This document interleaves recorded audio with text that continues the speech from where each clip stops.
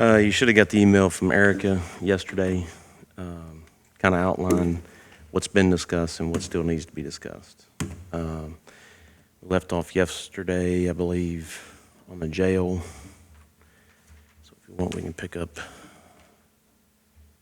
on the jail. We do have a 3 o'clock called meeting today for the first reading, but Eric is going to need some time to, how much time do you think you're going to need? Quite a bit. Okay. So let's shoot for noon to get this done. We can make minor adjustments, but we can't make substantial adjustments after the first reading. So we'll have to redo it all over again, and we definitely don't want to miss the June deadline.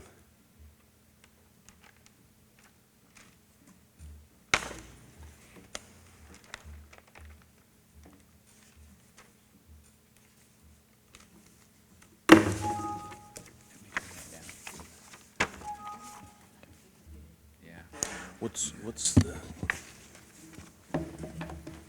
as far as where we're at right now? Is it 826, 836, or was it? I know at one point 837. I know at one point there was a dollar amount that would push it to 1 million. I think over 1 million. So we have to contend with that too.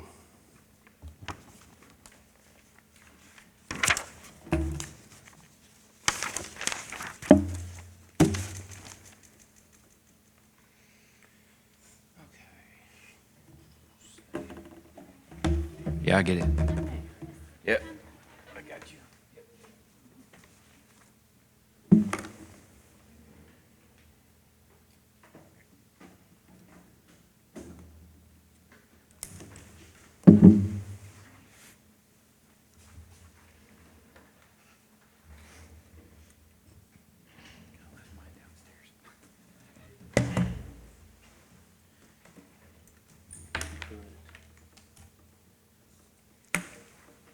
We put the debt service on the tractor lease. So we didn't put that. We just talked about it, but we didn't put it in. Any discussion on this from the road department? The tractor, the lease?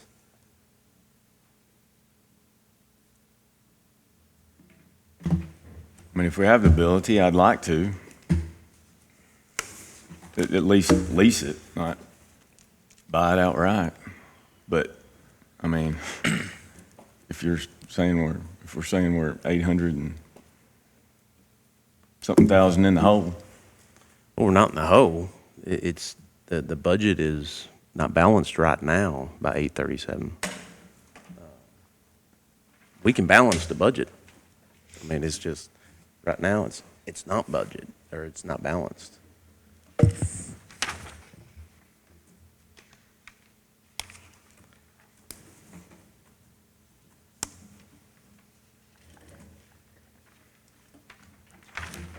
You have to remember, when the department heads sat down with me and my staff, it was easy to see that just 2 departments each wanted $1 million. In my opinion, not realizing what our budget is,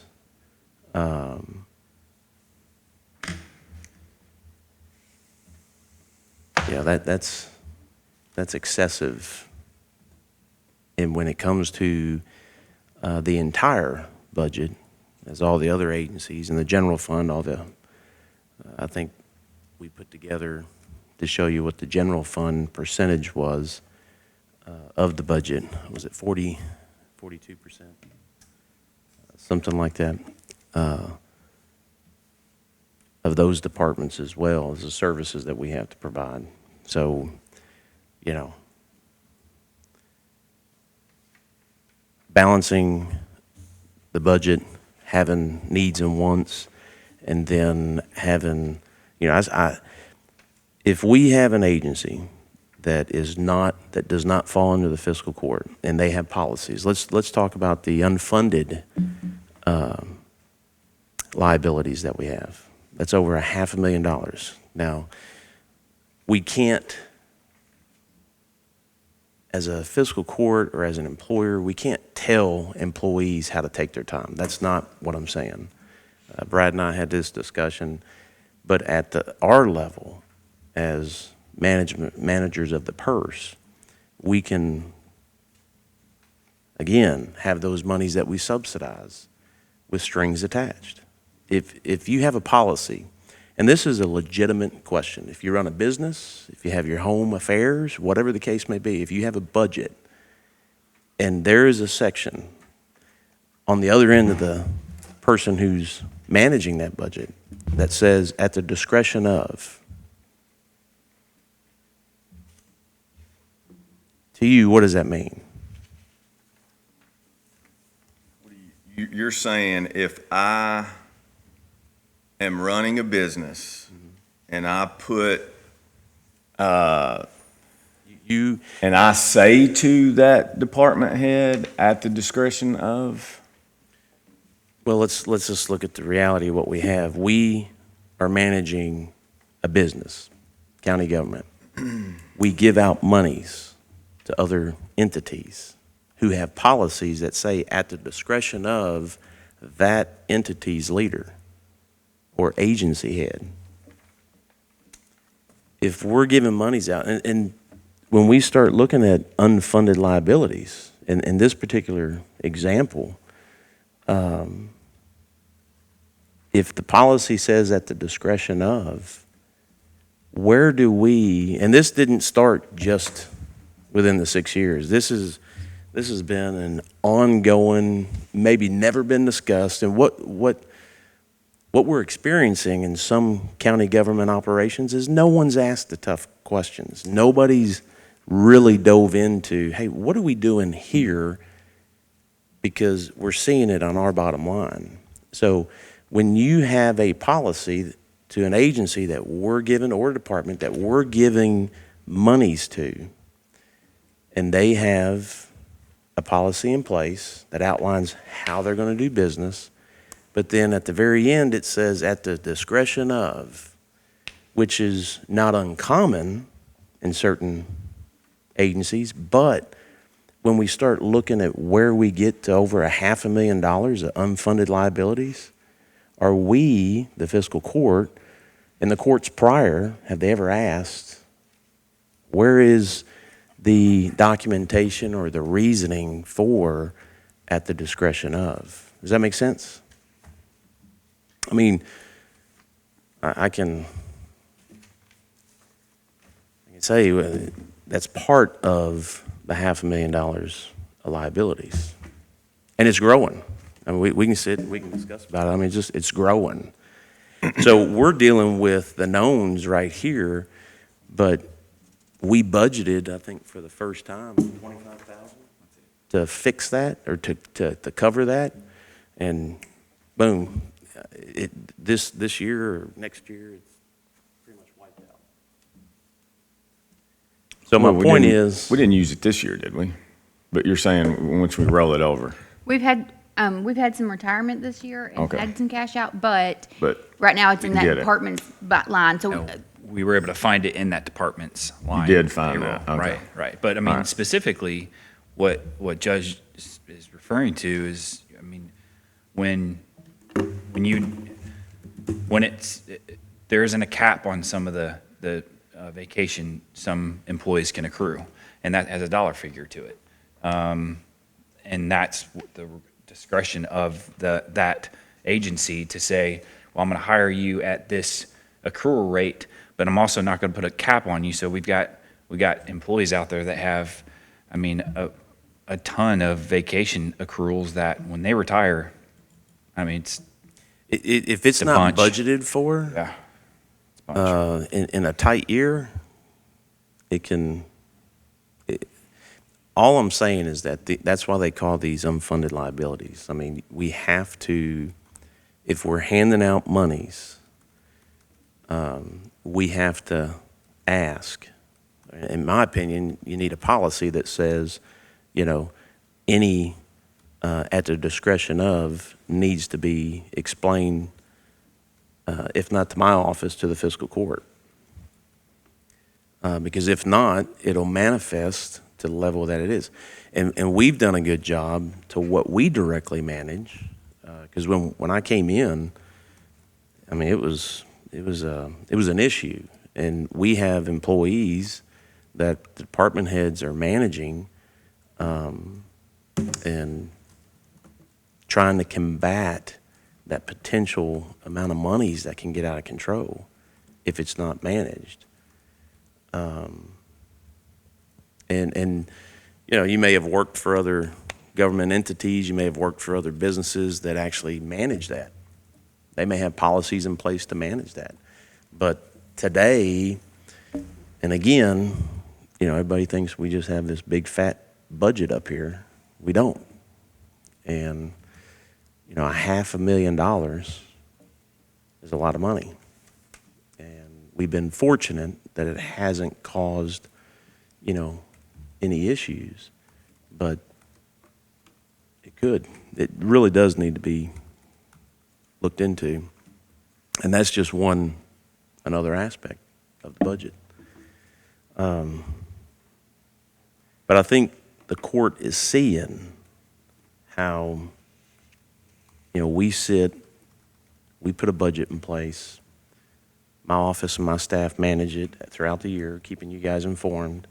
And I know you guys communicate to the treasurer's office to stay informed, but there's a lot that comes in, and I wanted you to sit down with the department heads. And we did. We sat down with the department heads. That was our time to ask questions and, you know, go through the budget and ask, you know, the needs and the wants. But for today, where do we want to start?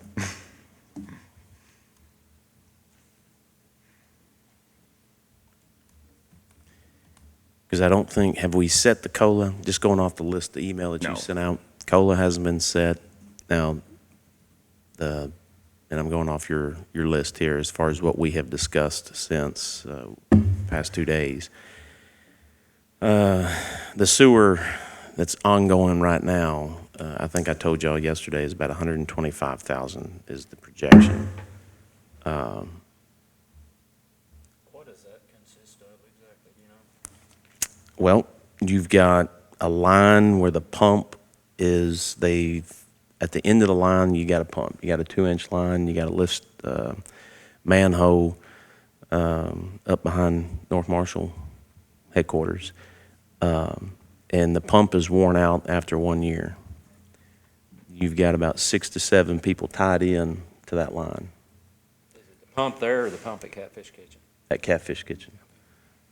Because the terrain to pump from Catfish Kitchen on a 2-inch line, they've had problems with that. That was, you know, when we first looked at it, we had to take the bigger issues. At the time, the actual plant itself was the biggest issue. That's what we were getting our notice of violations on. We knew about the line, the Catfish Kitchen. We knew that it was going to rear its ugly head someday. Well, that someday is now. If it's basically what's happening right now is you got overtime transport. You have to be permitted to transport, so there's additional costs to transport because the pump is blown out. They went ahead and ordered a pump, which the pump, they don't have the funds. It's almost a $10,000 pump. So that's why, you know, the legal and the grant. Did you get me, I meant to ask you to get a balance on my current legal. I used some of it. Can you find out? The grant was budgeted for $10,000. Didn't use any of the grant. So there's $10,000 in my budget line that can be committed to the overall project, however we need to. And then the remaining number that we find in the legal we can also commit those dollars. The,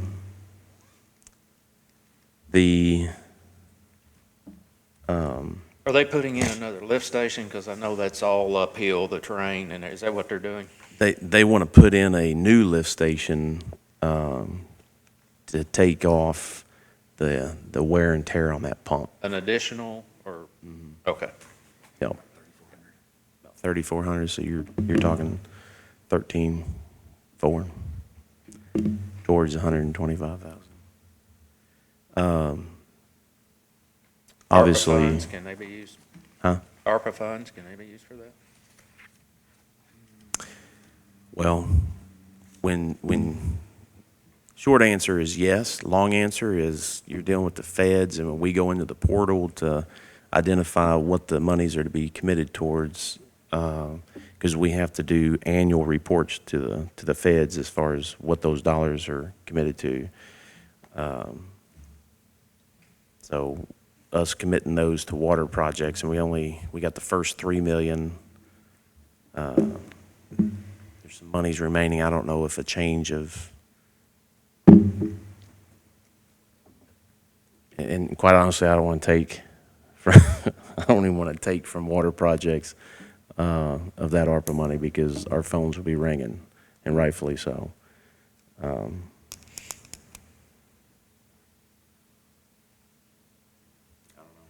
You see the portal more than I do, as far as the day that we were in there and you were typing up the report. It is, it's not easy. Let me just put it that way. So far in the portal, I've reported the one project, and the rest I have as unassigned at this time. And so, because the only one that you guys voted, I think, to spend it all on water, but then as far as a specific project that I could put in that you all made a vote on, it was the Walnut Church Hardin project. Hardin water expansions, that's going on right now. Right, so that's the only one that's in there as assigned right now. The rest is unassigned. And my assumption was always I would only change that once you all had actually voted on a project at a certain amount. But yes, it is, when you're going to report and you have to select, you have to, justify what you're spending money on, it's confusing. It can be done. And I can print off some of that for you all if you ever want to look through and read kind of what are the easy gimmes that you could say, oh, it goes in this category, and so therefore it's allowed. I can tell you, I'm not going to be in favor of that, because we committed those dollars to water projects. I agree. And we got areas in the budget that we can, Are we gonna, I mean, this is a action item for Tuesday, right? you talking about the sewer? Yeah. They are currently working on it right now. They're trying to get a nailed down cost. It's been anywhere from $60,000 to $225,000. So they have been working with the engineers to figure out the actual amount, designed solution for this issue. So it won't be an action item for Tuesday. It's got potential to be, but I mean, they're out there dealing with it. The last communication I got was, what I told y'all yesterday, as far as initially the letter that was sent to me, or the email that was sent to me, was 60,000, and they're trying to. The engineers, I think, were 225, and they thought that they could fix it for less than that.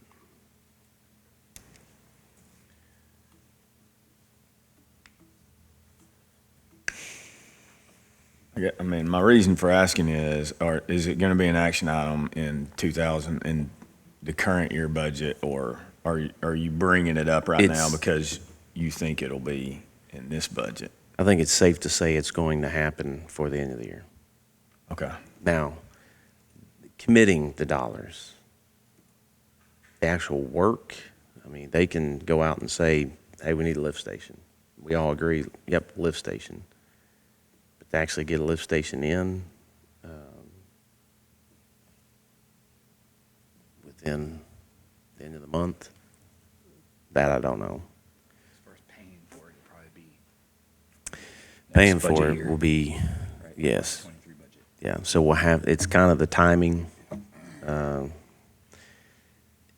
Just like when I identified out of my budget the 13.4, obviously that's going to be, let's just say it's carried over into the next budget year. And the cost, they come up with the final cost, $100,000. Well, that's going to come out of carryover. And so we'll have to identify those dollars. Well, in the, in the last budget amendment, I believe, we had not committed the 220 or whatever it is, 255? 295. 295 that went into just reserves, correct? Have we spent any of that? No, none of that has been spent.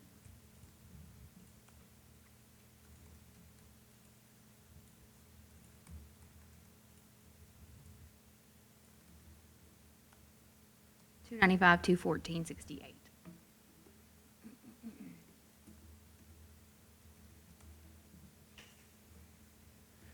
But if you look at that 295, it's in the same line as the 1.9, which we're at. Is it?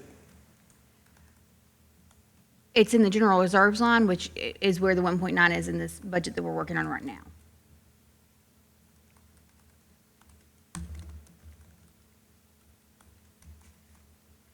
Yeah, high side of 125.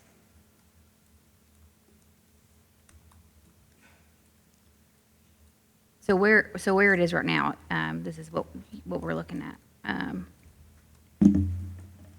So it's here carried over, and in the carry forward balance of investments on the receipt side, and then on the expense side, it's here in this investment for water, broadband, sewer grants, et cetera, line, where the school money and the Port Authority money is at. That's where it currently is.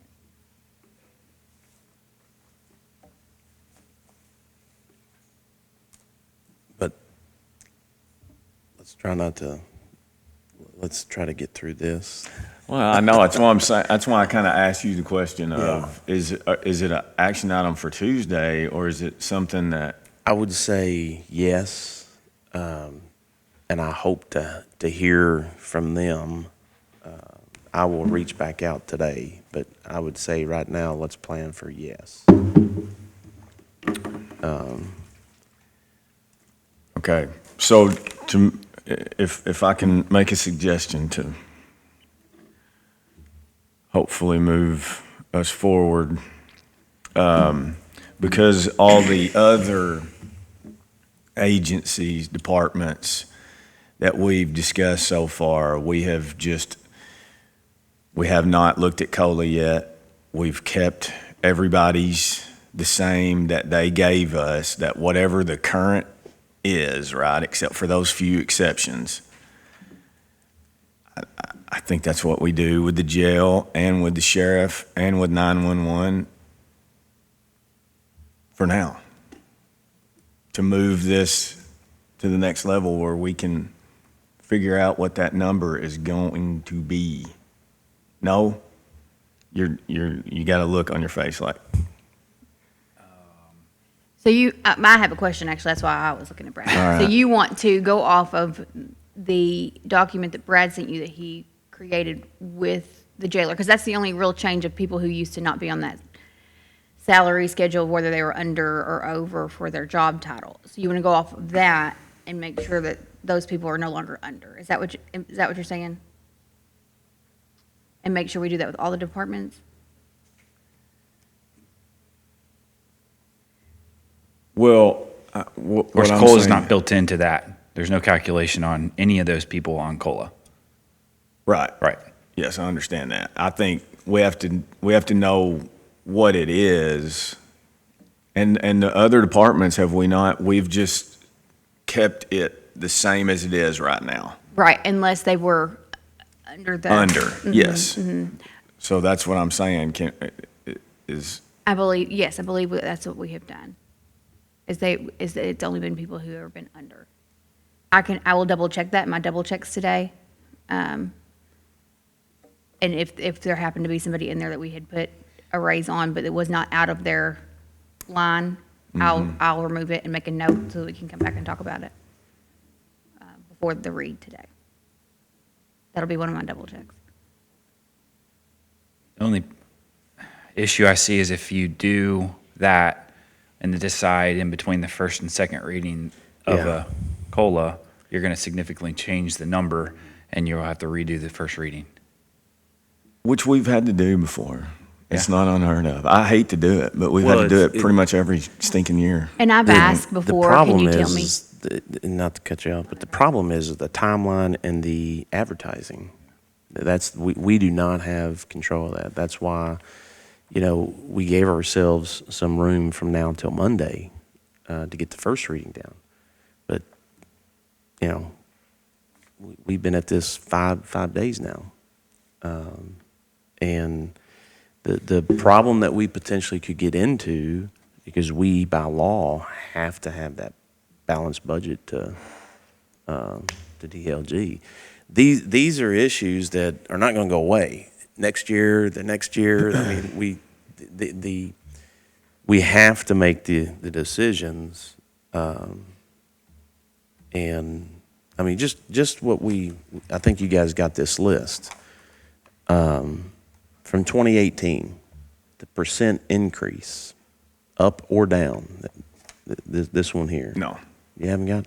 No, I read it off yesterday when we were Okay. talking, but that was something that you had. This is something that I wanted her to put together so that you guys can see, in 2018, the park was budgeted at $4.23, or 4%, 4.23%.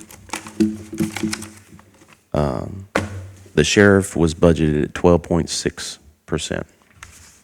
The general includes the park, was 47%. The road was 21.35%. 911 was 3.4%. I think we briefly went over this yesterday, but the jail was at 10.93%.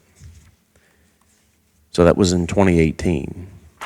As you look at the increase, decrease from those percentages in 2022 budget, less the ARPA and the bonds, the park is 5.95%.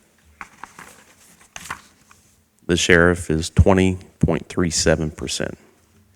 The general, including the park, is 41.54%. The road department is 17.41%.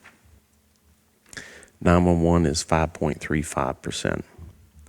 And the jail is at 2.88%. And you can look at these percentages from 18 to 19 to 20 to 2021 and the 2022. And the gradual increase, you've got roughly just over a 1% increase in the parks budget.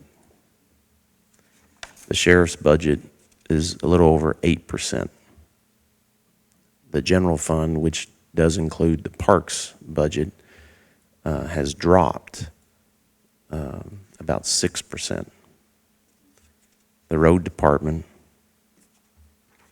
went from 21% to 17%. 911 increased from 3.4% to 5.3%. Jail went from 10.9% to 12.8%. So this gives you an idea of where the percentages of our budget is going. In my opinion, we need to look at the increase, because where we decrease, say, the road department, where we decreased from 21% to 17%, that decreased percentage is showing up throughout the other departments. But you have a decrease in some departments, so it's showing up in the increased percentages. But I had her put that together to show where our monies are going. And some of those, we don't, once we push the money out, say the sheriff's department, we push the money out, it's out of our hands. That money is gone to that agency. The jail, prior to the audit, was pretty much the same thing. But we have to get that dialed in, because it's not working. Again, what's not increasing is the $16.5 million that we bring in revenue. Well, it is, but at an incrementally smaller pace. I agree. Yes, but our decisions is why it's not increasing. And that's what we have control over.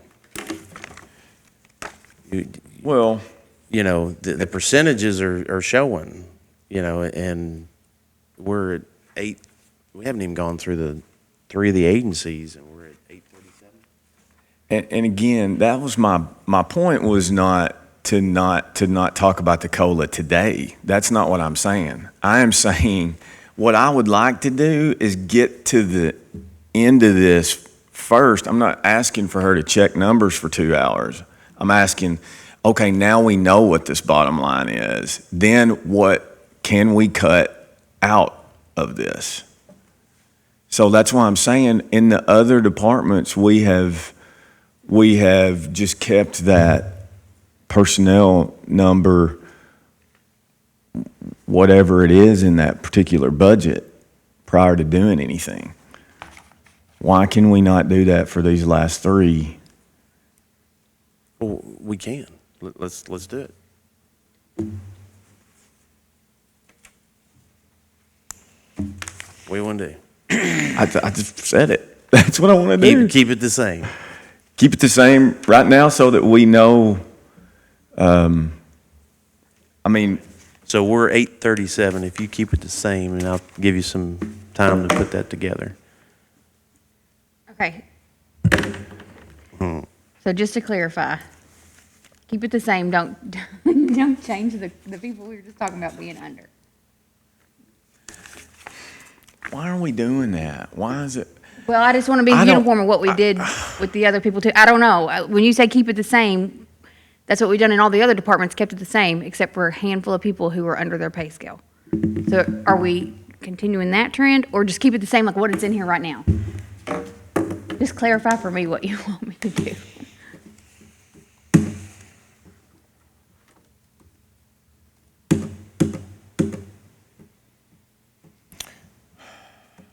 So on this salary schedule that Brad sent, is the blue what you are thinking I'm telling you to do, and the white is current, right? So the white is current if you kept it the same right now.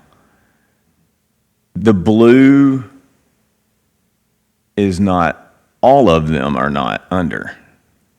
No, I haven't even added, like if they were under, I didn't put anything in there myself.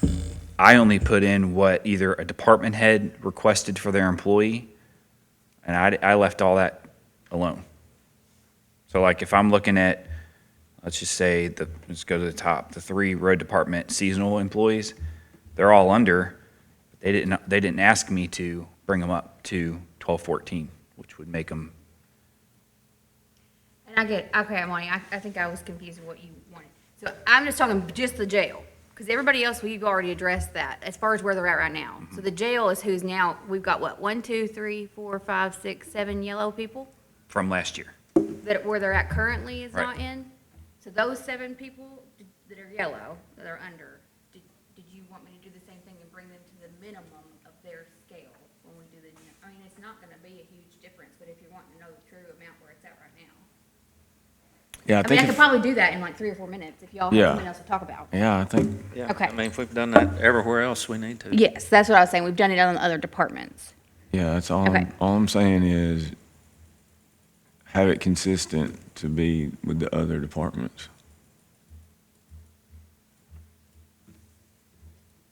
In the jail.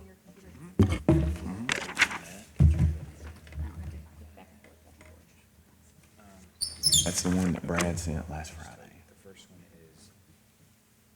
is Trace Cross. Last Friday.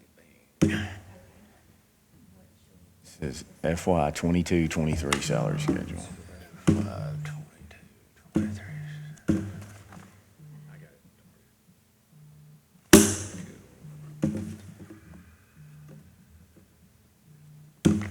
Last Friday would have been the 20. Okay, all right. I've got it changed. I'm ready to move on if y'all are ready to move on.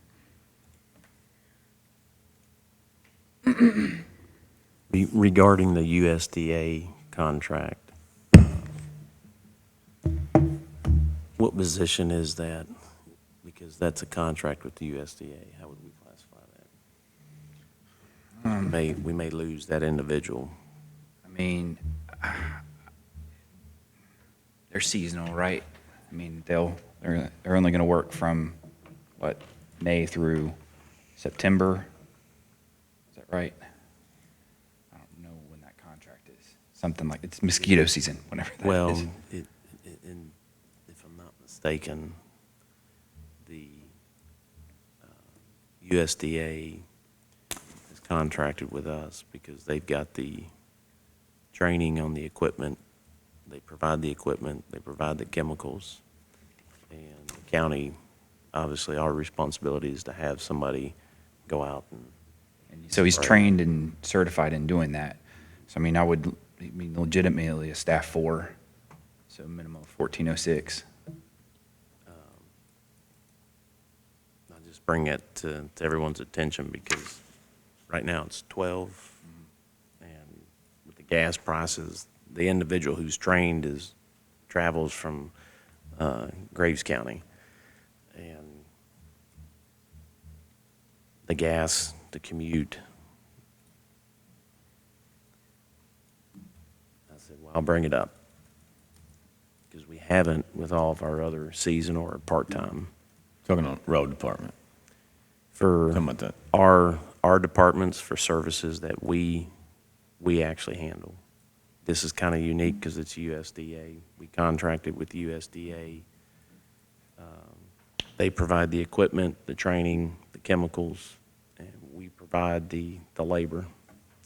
And what we have done is we've just used a part-time or seasonal.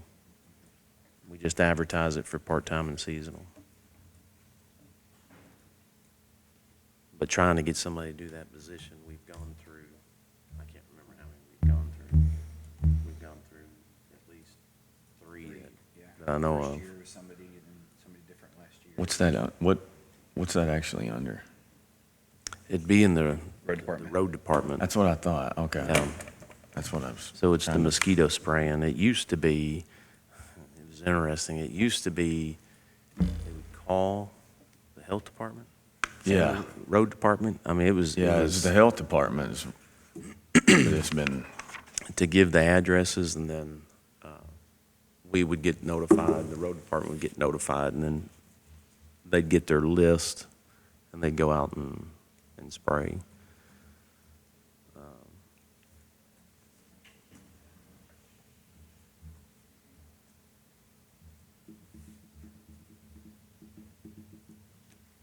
If you're saying that position is a staff level 4, which is $12.14. Is that what you said? No, it's 1407, or 1406, the low end of that, of the staff 4. But tell me if I'm wrong here. I thought on the other part-timers, we didn't change it. That's what she correct. just told me. We did Correct. not. Yeah. Okay. We haven't done that for the part-timers that provide us a direct service. Yeah. With us contracting with the USDA, that's why I'm bringing it to you guys. It's a little Same. bit different, because they do the training, they give out the certification, and they provide the chemicals and the equipment. So really, all we provide is a truck to put it in, and then we advertise for somebody to drive the truck, but they get the training.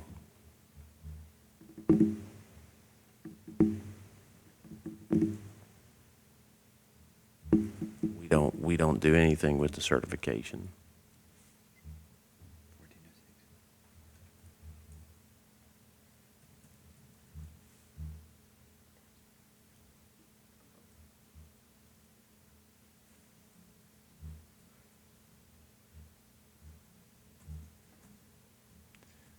So you're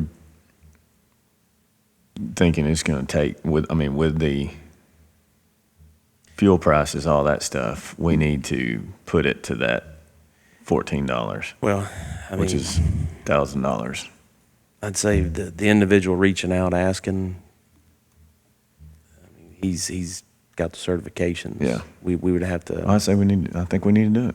if we keep it where we're at, we would have to Advertise it advertise to again. find somebody It's else not to worth get them the- trained, and It's not worth Right here, mosquito season.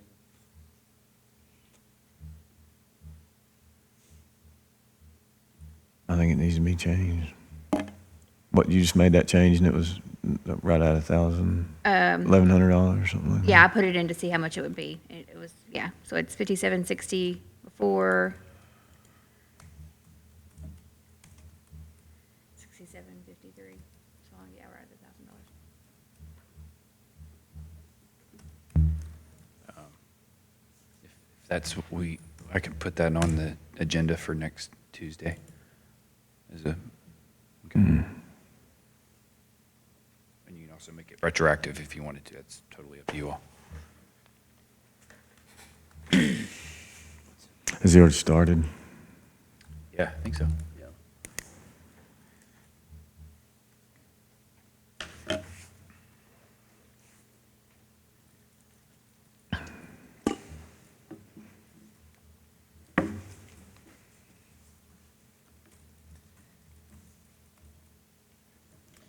While you're doing that, if we could talk about just the one item there are a couple of items here on the sheriff's, if you assume leaving it. The leasing, is that, do you have his figure in front of you? For the enterprise? Like we had 135, but it shows 178 on there. Is that really what it is? Yeah, I think. 178? Let me hang on just a second.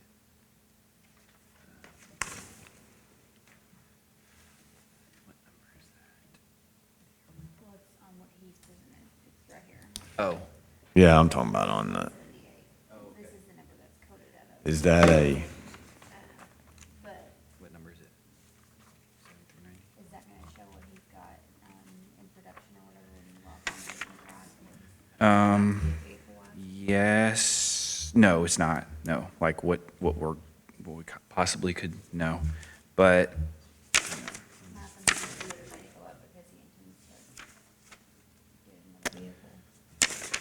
yeah, but I don't think what he's not factoring in. I don't know. I couldn't really answer that specifically for his number, because if he's saying if he's got 30 vehicles now, if he's going to maintain 30 vehicles, I can anticipate that number going down because he's going to refresh his fleet, and then all that equity is going to go back into his line. If he says, no, I'm going to actually increase mine to 35, well, yeah, that number could go up, but I don't know that for sure. so the actual number now, we don't really know what that is. For his, no, I don't, no. I don't- could tell you what his last month's Yeah. bill was. But that's not gonna tell you what his intention is for this next fiscal Well, year. no, I get that. I'm saying now. Yeah, Like if, Oh, yeah. if we said, what you have now what is you what have you're now gonna is keep. what you, So we budgeted 120 last year. well, no, I think we have 135. No? Number wrong.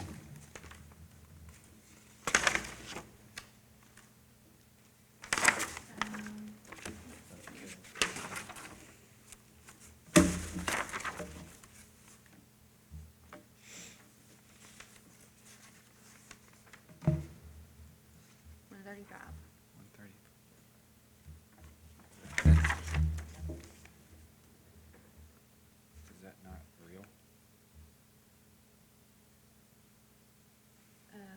It's, that might have been what it was before. Let me see. He's sitting right now at expenses for the year is 105. He's at 128 because he had me transfer out $15,000 Okay, into another line. okay. So legitimately it's 120. Right, so his beginning budget for that line was 135,000. It, one of the, I think it was last month or two, he asked for a transfer that I presented to you all out of that line and into Fuel. maybe a fuel line, yeah, or something else. It 15,000. was fuel. Yeah, so he's got a balance about $14,000 in there. So, I mean, I guess you could legitimately say if he kept his fleet the same way, you'd be safe at 120 if, again, he didn't anticipate bringing in more vehicles above and beyond what he currently has. I don't really know why it went up from 135 to 178, which is a pretty big jump.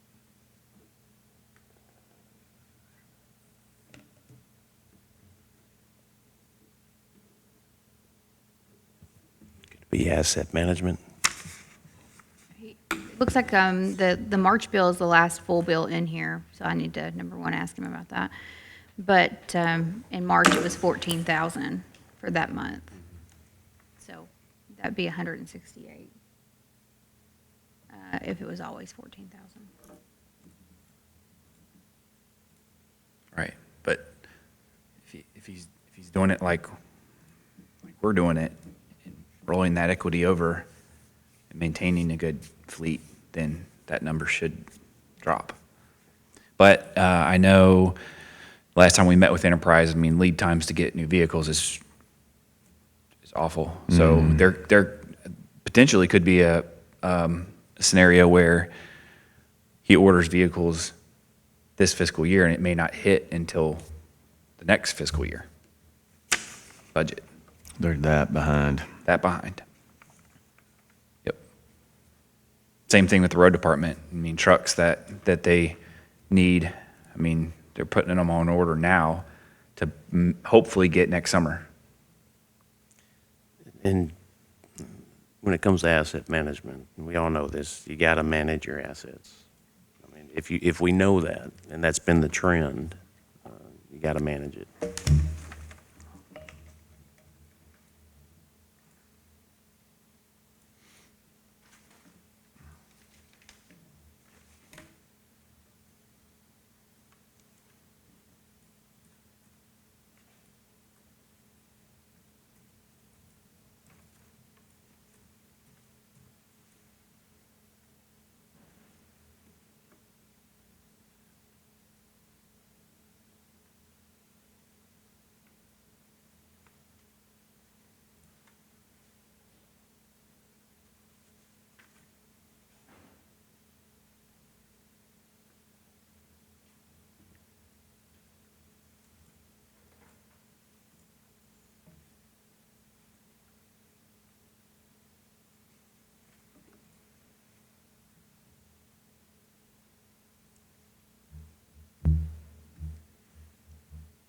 You done with the, I'm ready when y'all are ready.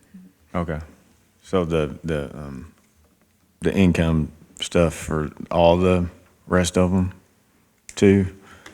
Like the ones that we haven't, the sheriff, that wouldn't change because there's no one under. Right, Right. I don't And, believe when we looked at that, there was anybody, Same thing on 911. The sheriff doesn't even fall under Right, that, doesn't that fall under range. it anyway, that's true. And then 911. 911, let me see. there was a person under that 911, but that person had already left. Oh, They've already left our employment. And that's probably gonna be a cyclic issue.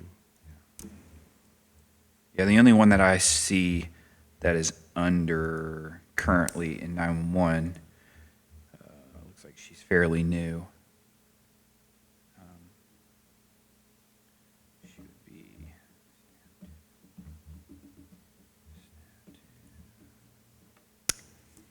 did it change after she was? No, they're all good. Well, Okay. now that we're talking about this, I believe that when Chris came, he said that there are a few people who should be changed in classification because they went through training or something. I don't know that.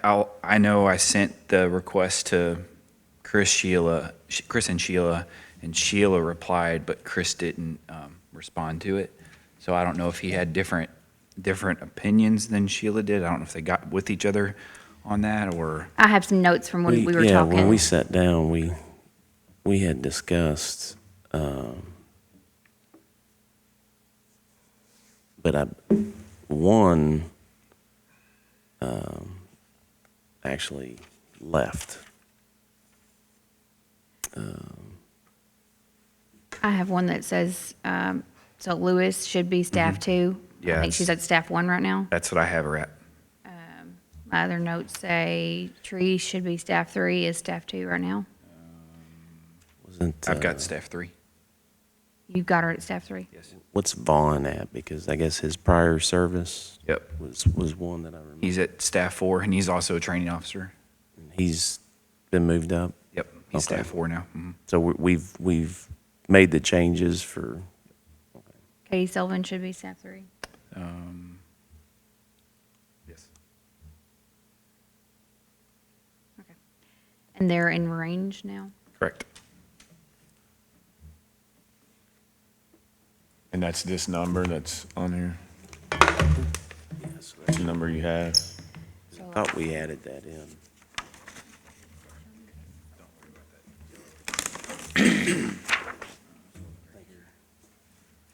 That's her rate last year. That's what's on my sheet.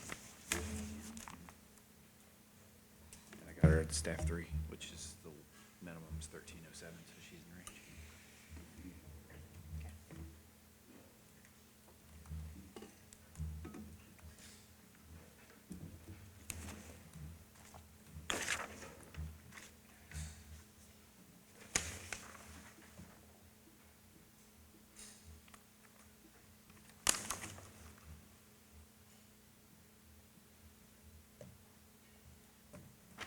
So this is one where, earlier you were asking me, and I said I'd double check to make sure that when we were discussing needing to put people in their positions, whether I had changed anything, and this is one that, the 6 people that they had told me were not in their range, I had already changed it to be higher, but Brad is telling me that they're at their range. So I will fix those back to where they are at. I'm doing that right now. Of course, all that shifts, and I'll have to redo the whole thing when a COLA is decided. What do you on. mean? So like that, so that range is going to move with COLA. So the minimum, mid, and max will shift with the COLA, and then everybody will have to redo the whole thing. So. Which you can show that. Yeah. Once we determine the percent. Hers will be a lot easier. The salary schedule is one that you guys pass after the budget's passed sometime in Yeah. July. I mean, we can work through that. Don't make things more difficult. But that's also an amendment to the admin code, which we have to review this month too. Because that's part of the admin code, which we did last year too. That's a working document. Are you done? Yeah, Okay. that's a working document as well. Yes, thank you.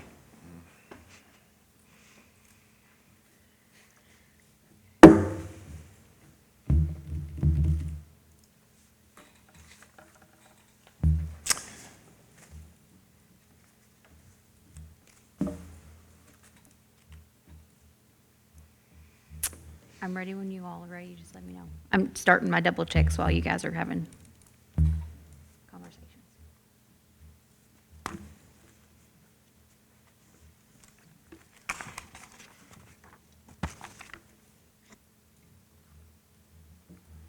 What's the number? I know you're checking, but do you, On the list is not, if we're ready to go through the next parts, 911 is the next one.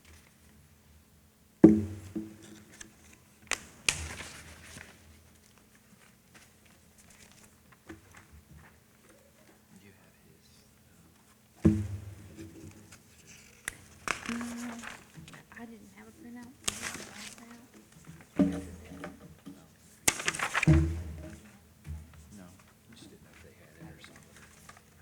Yeah. Yes. Yes.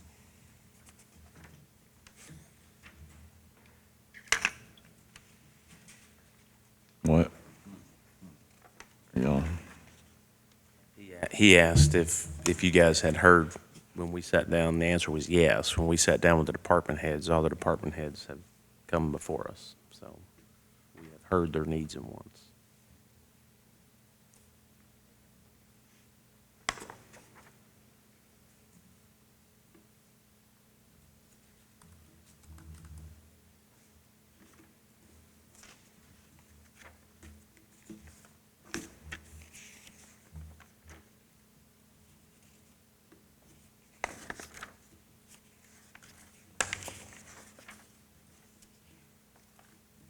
well, what are your thoughts on 911 in their budget? The request wants versus current. Well, we've got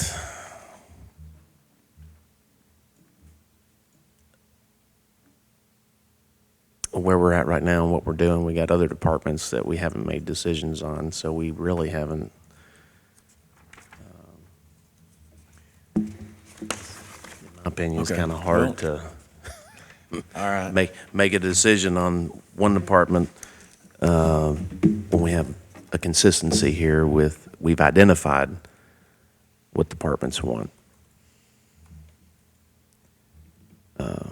For me, why don't we just do this? Because we're running out of time. How much is the budget off of right now? As far as being balanced? Bryce just offered to cover it. I don't know if you heard that or not. He didn't say it very loudly. 822. Okay. Why don't we just look at the 822? Where's the 822 going to come from and what's it going to cover? And that may get us to at least a balanced number, because this is still, we haven't made it through all the departments. And we can either keep doing what we're doing, which is taking a lot of time, and the number just keeps going up, or we can make some headway to get really, because here's what I envision. We can go through this whole thing, the next few agencies end up with a total number, and then we're going to be sitting with a lot more time to identify where those numbers are coming from.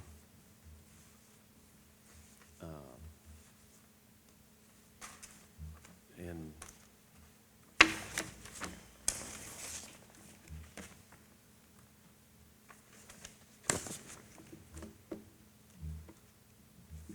I mean, I think that's what we've done in the past. Correct? Or no, No, you disagree? when you say in the past, what do you mean? Well, I mean, in the last budgets that we've done. Well, I don't think you've seen the work that goes in. A lot of needs and wants that have been asked that didn't make it to the budget. And that work was done through my office, because tough decisions have to be made. Now you're seeing all the needs and the wants, and the percentages, you see where the percentages have gone up or gone down with each department. The management level on the departments that have gone down, they're still operational, they're still efficient. They have needs. All these departments have needs. I feel like some agencies have their own management level that haven't managed our monies that we've handed out. that's got us to where we are, and we have to make tough decisions. It's not easy, but it can be done. I mean, right now with 823, and I'm just curious, where would we pull 823?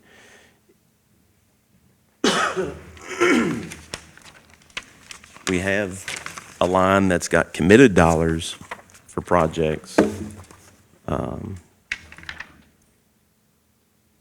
But then we've also made some decisions within the budget and decisions in prior. I mean, there's a lot that I see that we can manage and make others manage to where it doesn't put a strain on our budget. And I think that's a key piece that's missing.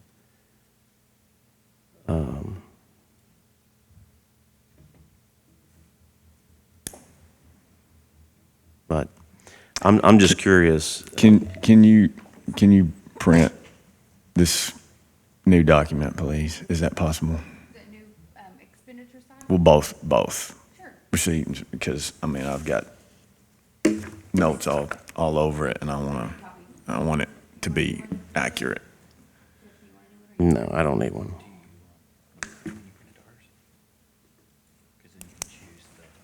Sandra fixed it for me Okay. yesterday during lunch. I can print where I need to print now.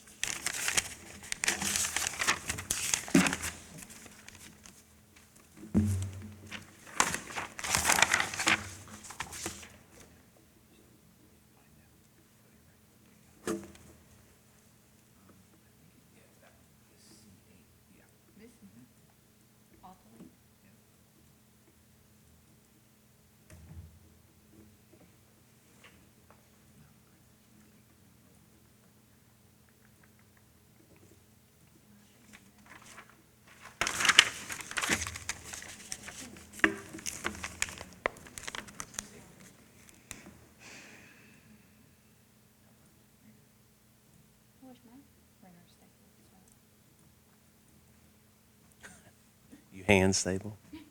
Yeah, I got a hand staple. It's because you have more control with the hand staple. Well, they were coming out Tuesday, they weren't staggering them, so you didn't know if you got them on the same stack. It's telling me there's a network error. You won't let me. So I'll print it to mine and I'll hand staple it.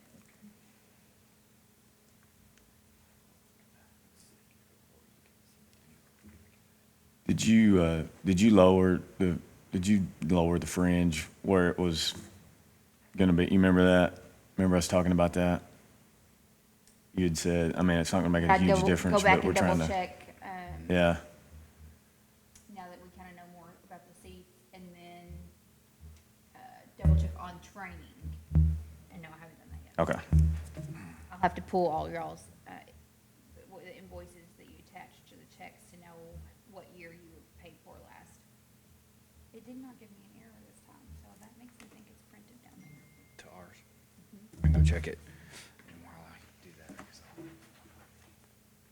Is it 215, 218? Something like that, yeah. And so, no, okay, so the only projects are in here are the Pad Ready site, the Miracle League, the Broadband amount is in its own line. I'm trying to think. Those are the only items that are out on their own lines. So all the rest of what I'd say the project money is in that investment line that says investments for water, sewer, broadband grants, Broadband grants, okay. et cetera. I will update you guys, talking with Wade yesterday, the grant that was requested through FEMA was denied, so we didn't include it on the budget, but the $14,000 our share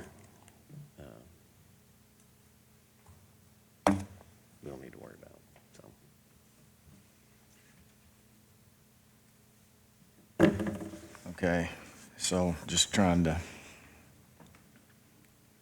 go through here quickly, which y'all know over 3.5 years of us dealing together, I'm not awesome about quick, but anyway. All right, so the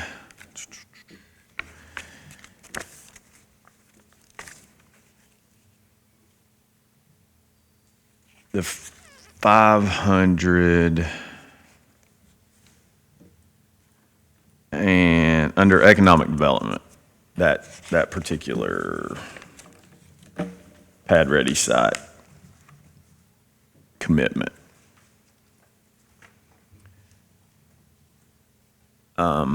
Current, Well, what we have on the budget, the 544.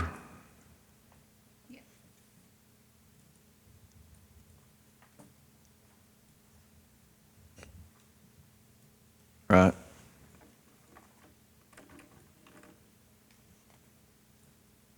go ahead.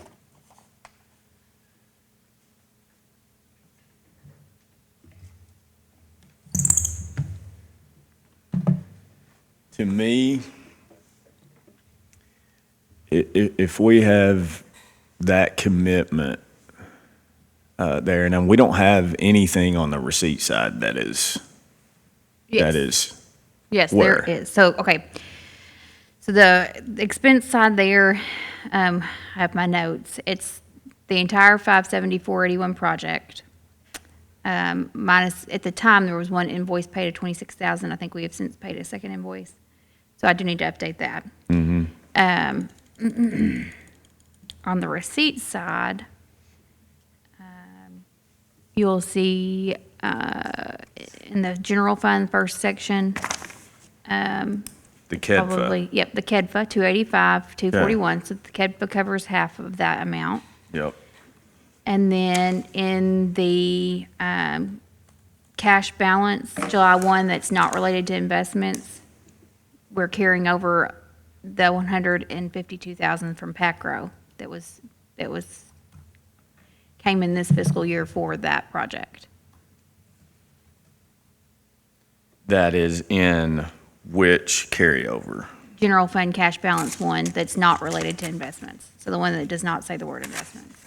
So all right, so the 1.7.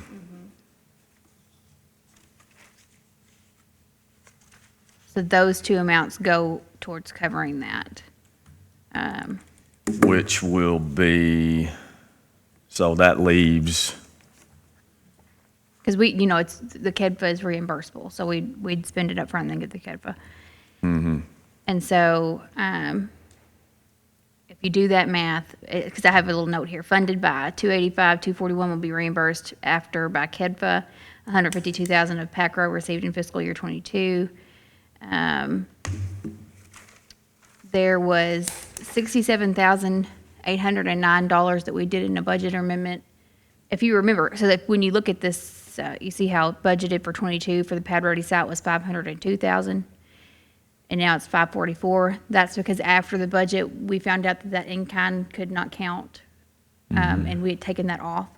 So to put that money back in to cover, the road fund had excess carryover, and we amended that in to cover that because the road was who was going to do the in-kind work in the first place. So plus the 67 that was in this current year, still sitting there waiting to be used. which is in, for sure, the road carryover It's already been moved over to the general fund, so it's in the general fund carryover. in the 1.7. That's right. Okay. That 67 and the 150 are both in the 1.7. That's right. Okay. What's that leave then? So that left, okay. So 67 of money that was amended into the budget amendment number 2 in fiscal year that was moved from the road fund carryover to the general fund to carryover portion of Southwest One when in-kind was disallowed, plus 39,500 of Port Authority money. So that left 39,500 to be covered. Okay. And And we that's, fixed out of Port Authority money. Okay, So it's the reason that the in and the out of the investment amount is different by $39,500. okay. So, the point being, all of that is within there. It is zeroed out by those carryovers. Right, it's covered Et by. cetera. Right, it's covered by PACRO carryover. Right. We're gonna get back half of it from KEDFA. It's covered by carryover from this current year of the road fund for in-kind that's disallowed, and then Port Authority carryover, Port Authority money carryover. Yes.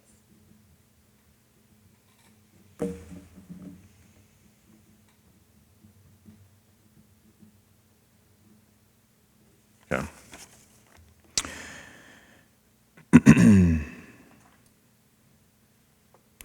All right. Let's talk about the CFSB payment. I get the whole 8 months. I understand the distrust of that amount. But this 341 is based on the entire line of credit being maxed out, correct? For a whole year. For a whole year. Currently, we have, Let's see.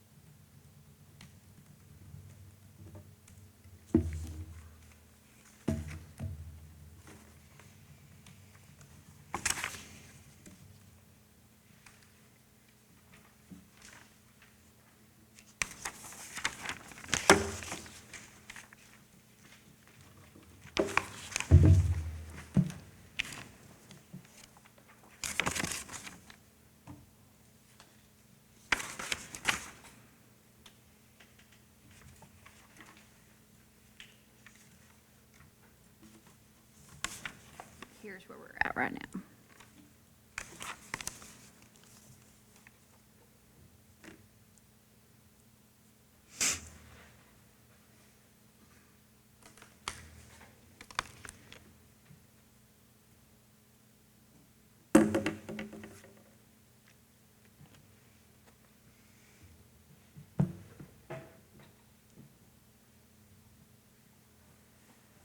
And that will go down a little bit because we have gotten a state, I think at least one state payment. And so I need to make a principal payment on that. which was how much? Maybe $100,000, I think. Oh, okay. $150,000. Gotcha. So do we have a, And while we're talking about the line of credit, the safe rooms or shelters, the safe funds had approved all three. Obviously, that's both the Christian schools and the parks. The question then is, the applicant agent, there's still some discussion with the individual entities, New Covenant and Christian Fellowship, if they are to be the applicant agent. One of the things that was discussed is, since we've got the line of credit to where the county could help New Covenant and Christian Fellowship with the FEMA amount. The different designs have different amounts, but the FEMA amount that covers the safe room, safe house, or not safe house, safe shelter. And then once, if it's approved by FEMA or not approved by FEMA, it is covered under the safe funds. So that is a discussion to help out both of those entities, which we would use the line of credit. So I don't know how long that process takes as far as the interest, but I just throw that out there for you guys to think about that.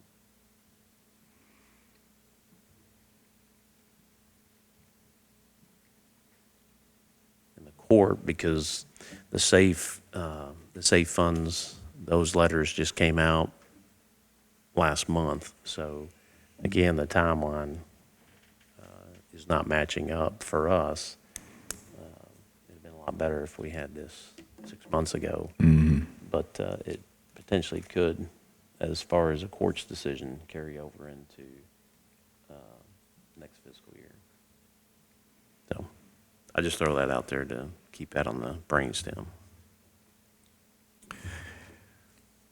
Well, I just wonder I mean, we're not going to go all the way up to the $15 million, are we? Well, we're not gonna use another $10 million of that. Worst case, Where we I are think right Laurel now. said each one is about 1.1 million. Okay. So if we looked at doing all three and supporting the other two, you're looking at 3.3 million. Okay.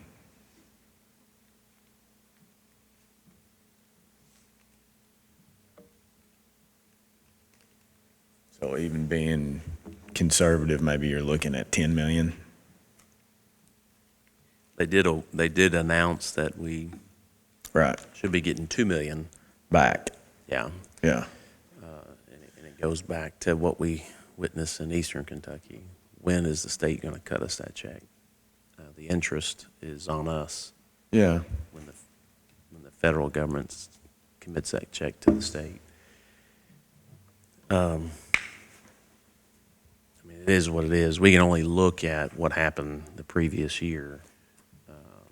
Agreed. This is a little bit different. And I agree. We put that in at the max 12 months as a worst case scenario.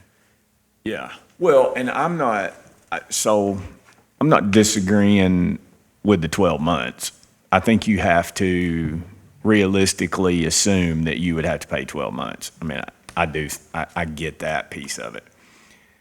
I don't know when we're trying to budget this and looking for a spot that budgeting for the entire 15 million for the entire year is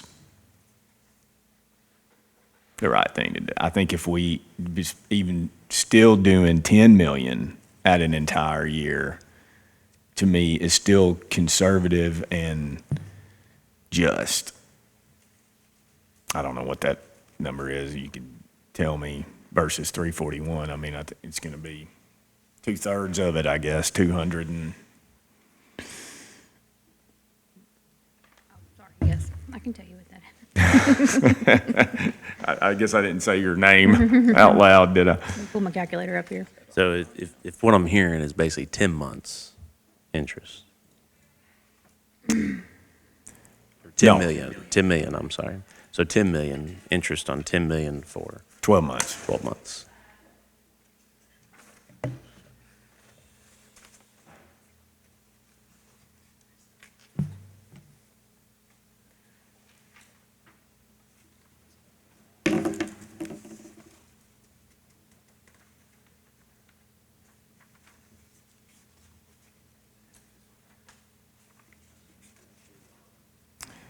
So you were thinking what amount, Monty?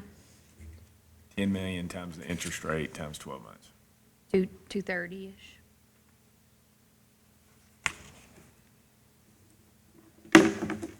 From 341? Right.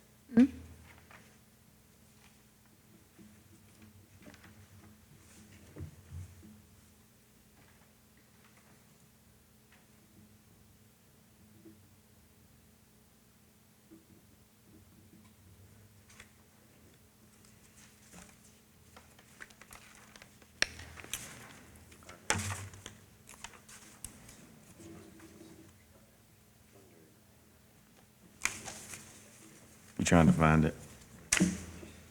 Where's the line? Oh, I haven't dropped it 230. at all, but 230 is what the amount you guys are talking about, 230,000.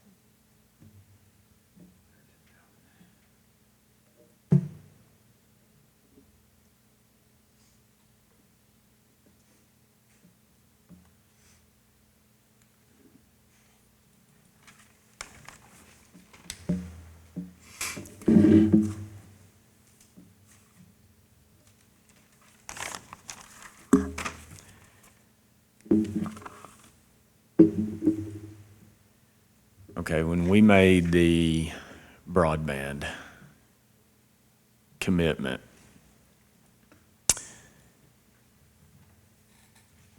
within this year is when we made that. Same question for you, I guess, as it relates to that other grant that we were talking, the Pad Ready site commitment, basically. Is that 600,000 anywhere within this? No, it's just, mm-mm. No, it's funded, I guess, just by carryover in general. Right, there's not a corresponding receipts that offsets that, if that's what you're Yeah. asking. Just like there wouldn't be a corresponding receipt to offset my office supplies. You're combining the two, when you say the broadband, the engineering and the actual 625. The 11, Let 15,000. me find what you're, Yeah, yes, it has the 15,000, right?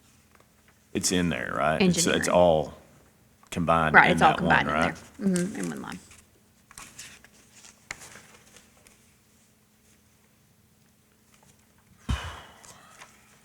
While we're on that, I'm just going to read, this is the update from Karen. This was the end of April.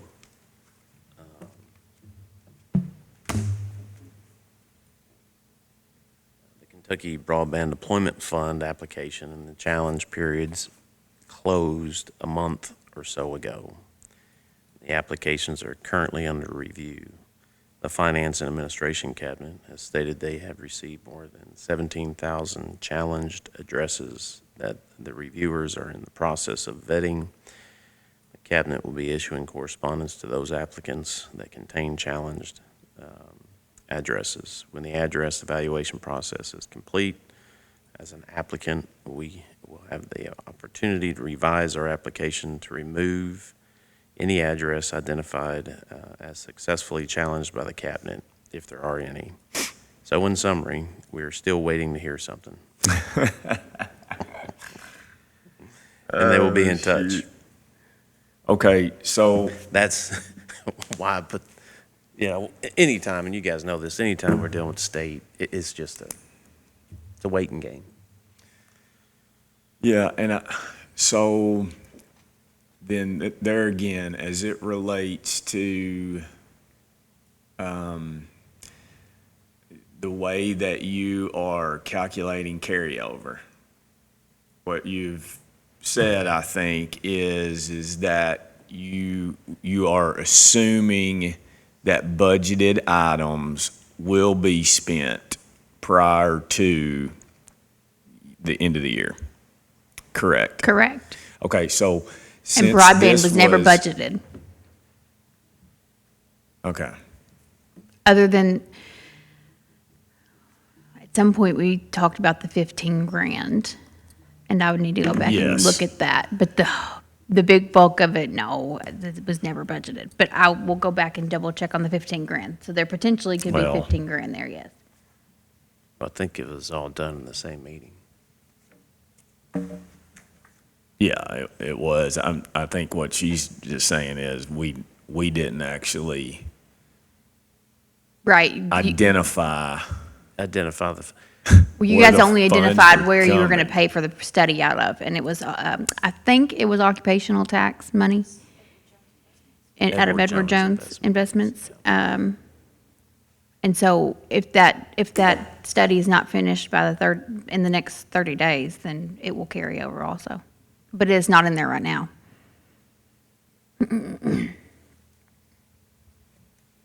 So I'll add that on my list of study. Will it be completed? what The be study? The completed. study?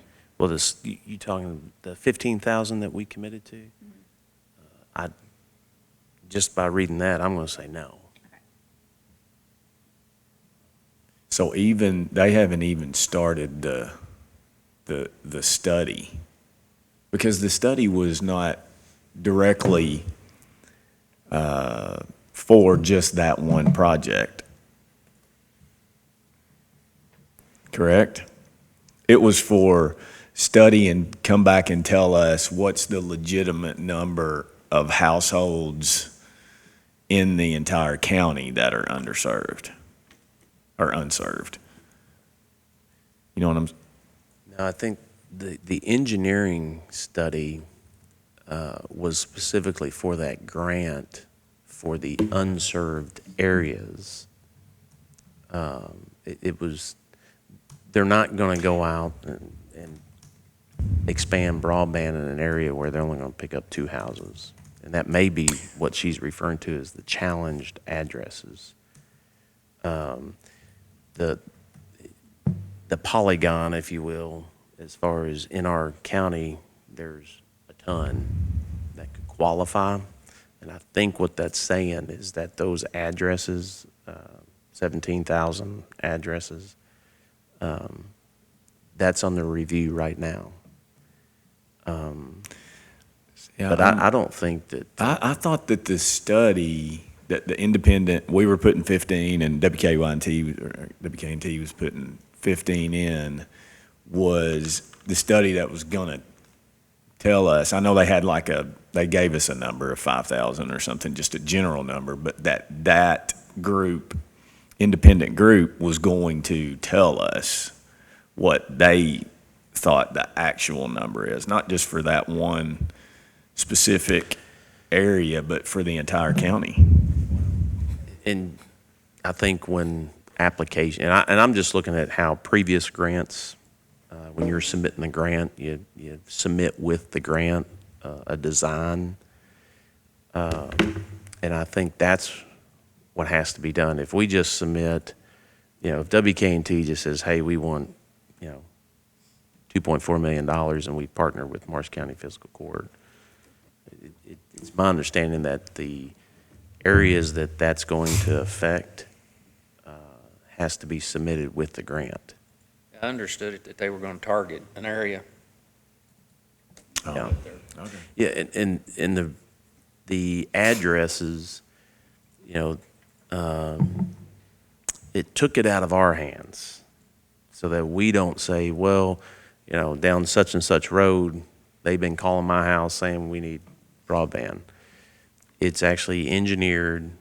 The study is submitted with the application to the state, and the competitive dollars, we're showing a engineered area of underserved X amount of addresses. And so that's under review is the way I read that. So that study has been done, but once they grant us the monies or whatever, if we get awarded, we'll get to 1.2 million in those areas, that polygon, and it may be just 2 or 3, because $2.4 million is not going to go a long ways.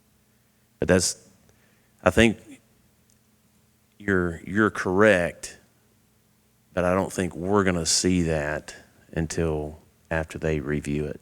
Does that make sense? Okay. And we haven't been invoiced, so I think that's Yeah. that's just pending.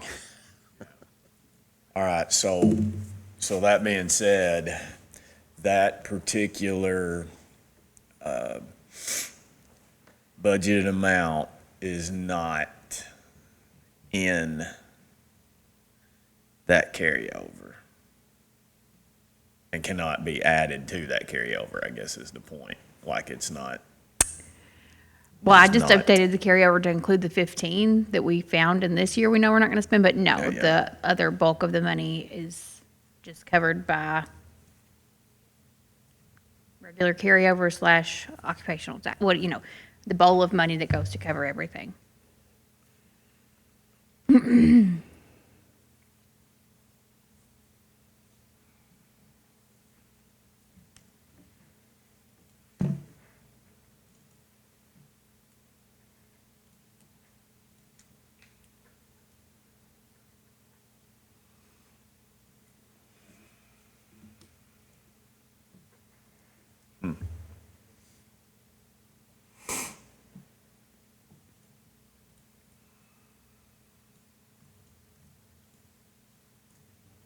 That's tough.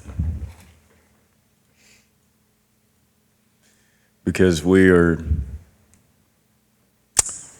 what we're essentially having to do here, if we leave it in this budget as just a general budgeted item, we are having to plan for that with no knowledge of whether we're going to actually need it or not, and it's $625,000. But let's go back to before we got the 625. The court split on paying off debt, and we didn't want to use those monies to pay off over a $2.4 million debt that would free up that payment to go towards other debt. So that money sat there, and then the court approved to spend that money or commit those dollars for broadband. Now today, we're in discussions as far as, that those monies. I'm just going to jump to the chase. The number one biggest percentage on our budget is payroll. I mean, out of a $16.5 million budget, over $11 million is payroll. We can spend time to try to, eventually, if we keep doing that, and I'm a taxpayer, I refuse to put it on the taxpayer when we can make decisions here. And that's really where we're at. The occupational tax is what we subsidize from. We're heavily dependent on the occupational tax. If we don't manage payroll, then occupational tax dwindles. We have to get things off of the occupational tax. We have control by what we hand out. What we've done, and I think really what we haven't done efficiently, is we hand out money, but we don't manage it. We need to start managing those monies. And if those monies aren't managed properly, we need to pull those monies back. I mean, that's just my honest opinion. With the amount it's going to take, we can sit here and find $20 here, $100 there, as an analogy, but we're not treating the symptom that's causing the problem before we go to the taxpayer. And I use that analogy is because we got to do our due diligence first. Everybody wants, I know we all get those requests. No is not what people like to hear. But until we can get that symptom under control, it's going to be out of control. So am I hearing then that what you would suggest that we do to balance this budget is cut payroll by $800,000? No, I'm just stating facts. I haven't said anything. I'm just stating the facts. The number one, what is our payroll? 11. It's over 11. 11,200,000, I think, right now, without making changes. And our revenue is 16. Sorry, hold on 1 second. I'm just going to use 16 and a half. 11,200,000, yes. And then,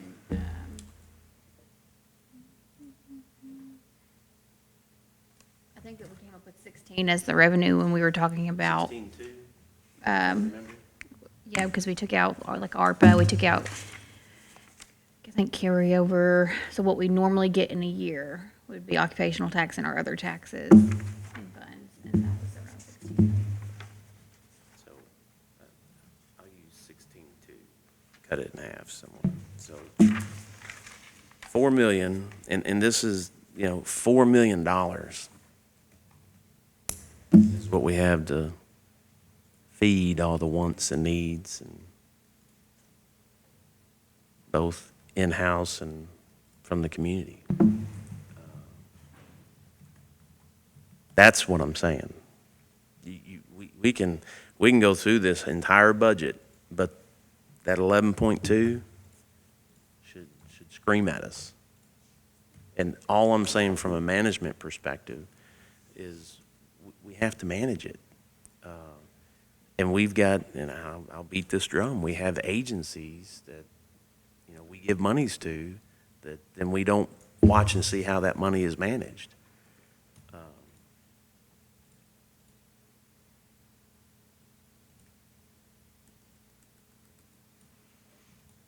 And that due diligence should be done first, right?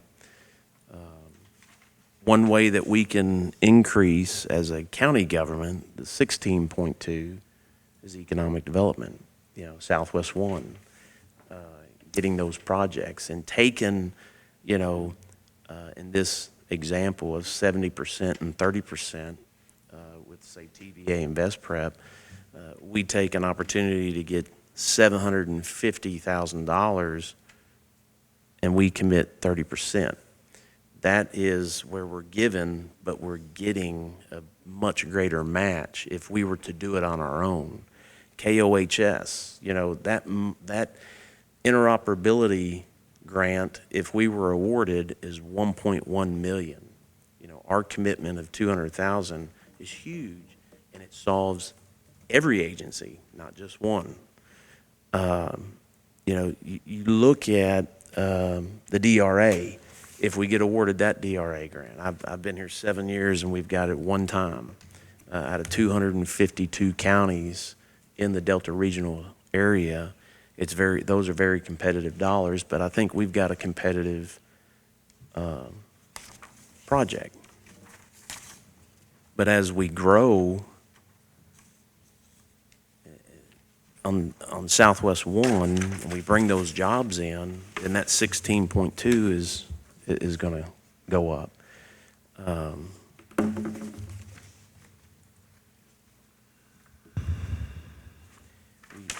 And I've said this, our budget, some of the things that we have committed to for various reasons, and it may be a county, right? The entire county participation. The entire county's not. It literally is fallen, and we're seeing it. It's fallen right here on this governing body. And the reality is that there are other governing bodies who are elected just like us that have the responsibility. But what we have done is we have literally put things like that on us to where we're making tough decisions.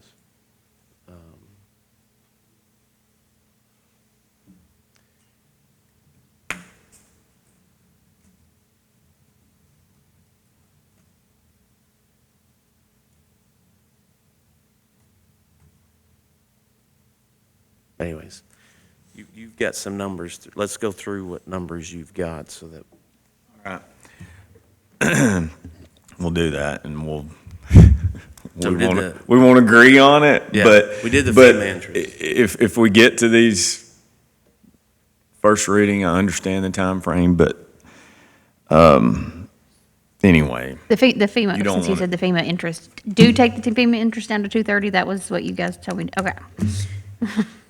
All right. Okay. So let's talk about receipts, and we'll disagree, and we'll hopefully not take between now and noon to disagree. I think the two that I see, and again, I know that we'll disagree on this, but that the sheriff fee pooling is at I think, at 1.8. I think he asked for 2.1 or 2.15 or something like that. 2-1. Okay. I think 2 million is still is a more realistic number. It's under the 2.1. It's under what we're actually at today in this year, and it's under the requested amount, albeit 200 over the 1.8 that we had. I would agree with that totally.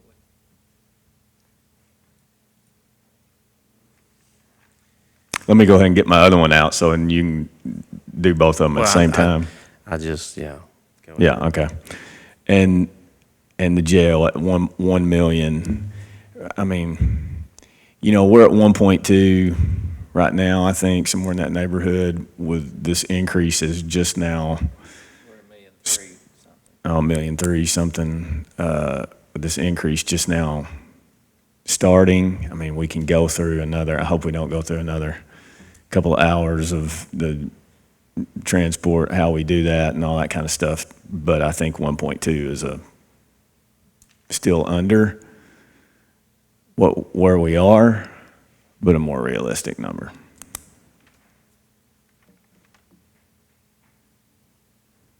Okay, now. I've already said what my piece.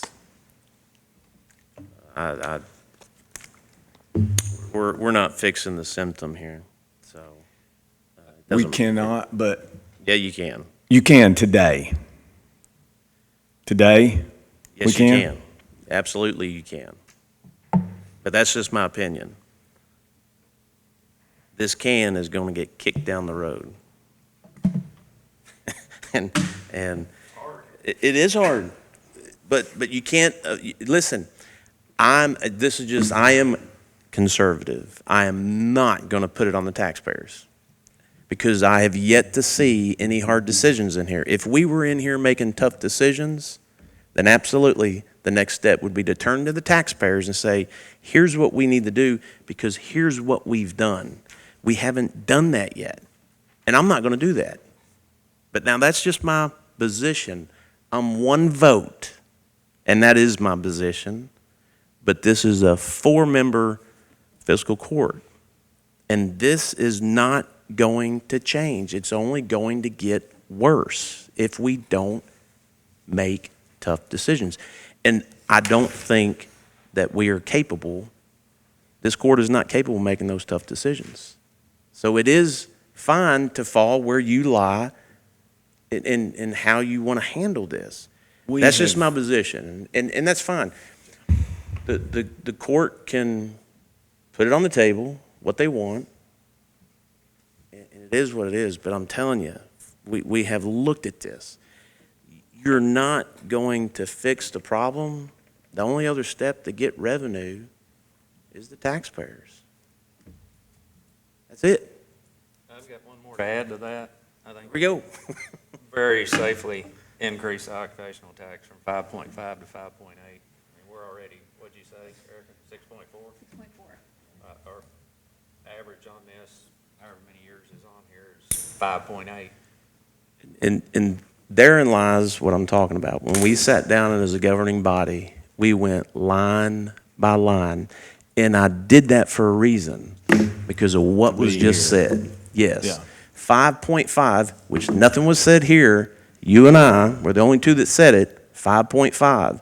Now we want to increase that. Guys, that has been done time after time after time. The symptom is not being looked at. And you're going to run out of that because that range, if it drops, then you're in a worse position in the next budget year. And you're going to go to the taxpayer. I'm telling you, you're going to go to the taxpayer, and I refuse to do that without doing the work. That's just where We have that's made tough. that's my opinion. Let me say this: we made tough decisions that went to the taxpayer, which is the 911 fee. We made those tough. We have made tough decisions. I don't want the to court be. the court made a tough decision on that, but that wasn't really a tough decision because it was very well explained, had a budget associated with. You don't think that was a tough decision? No, I do not. No, I don't, because it was the right decision. I don't think a right decision is a tough decision. It's It didn't have anything to do with employment, somebody losing a job.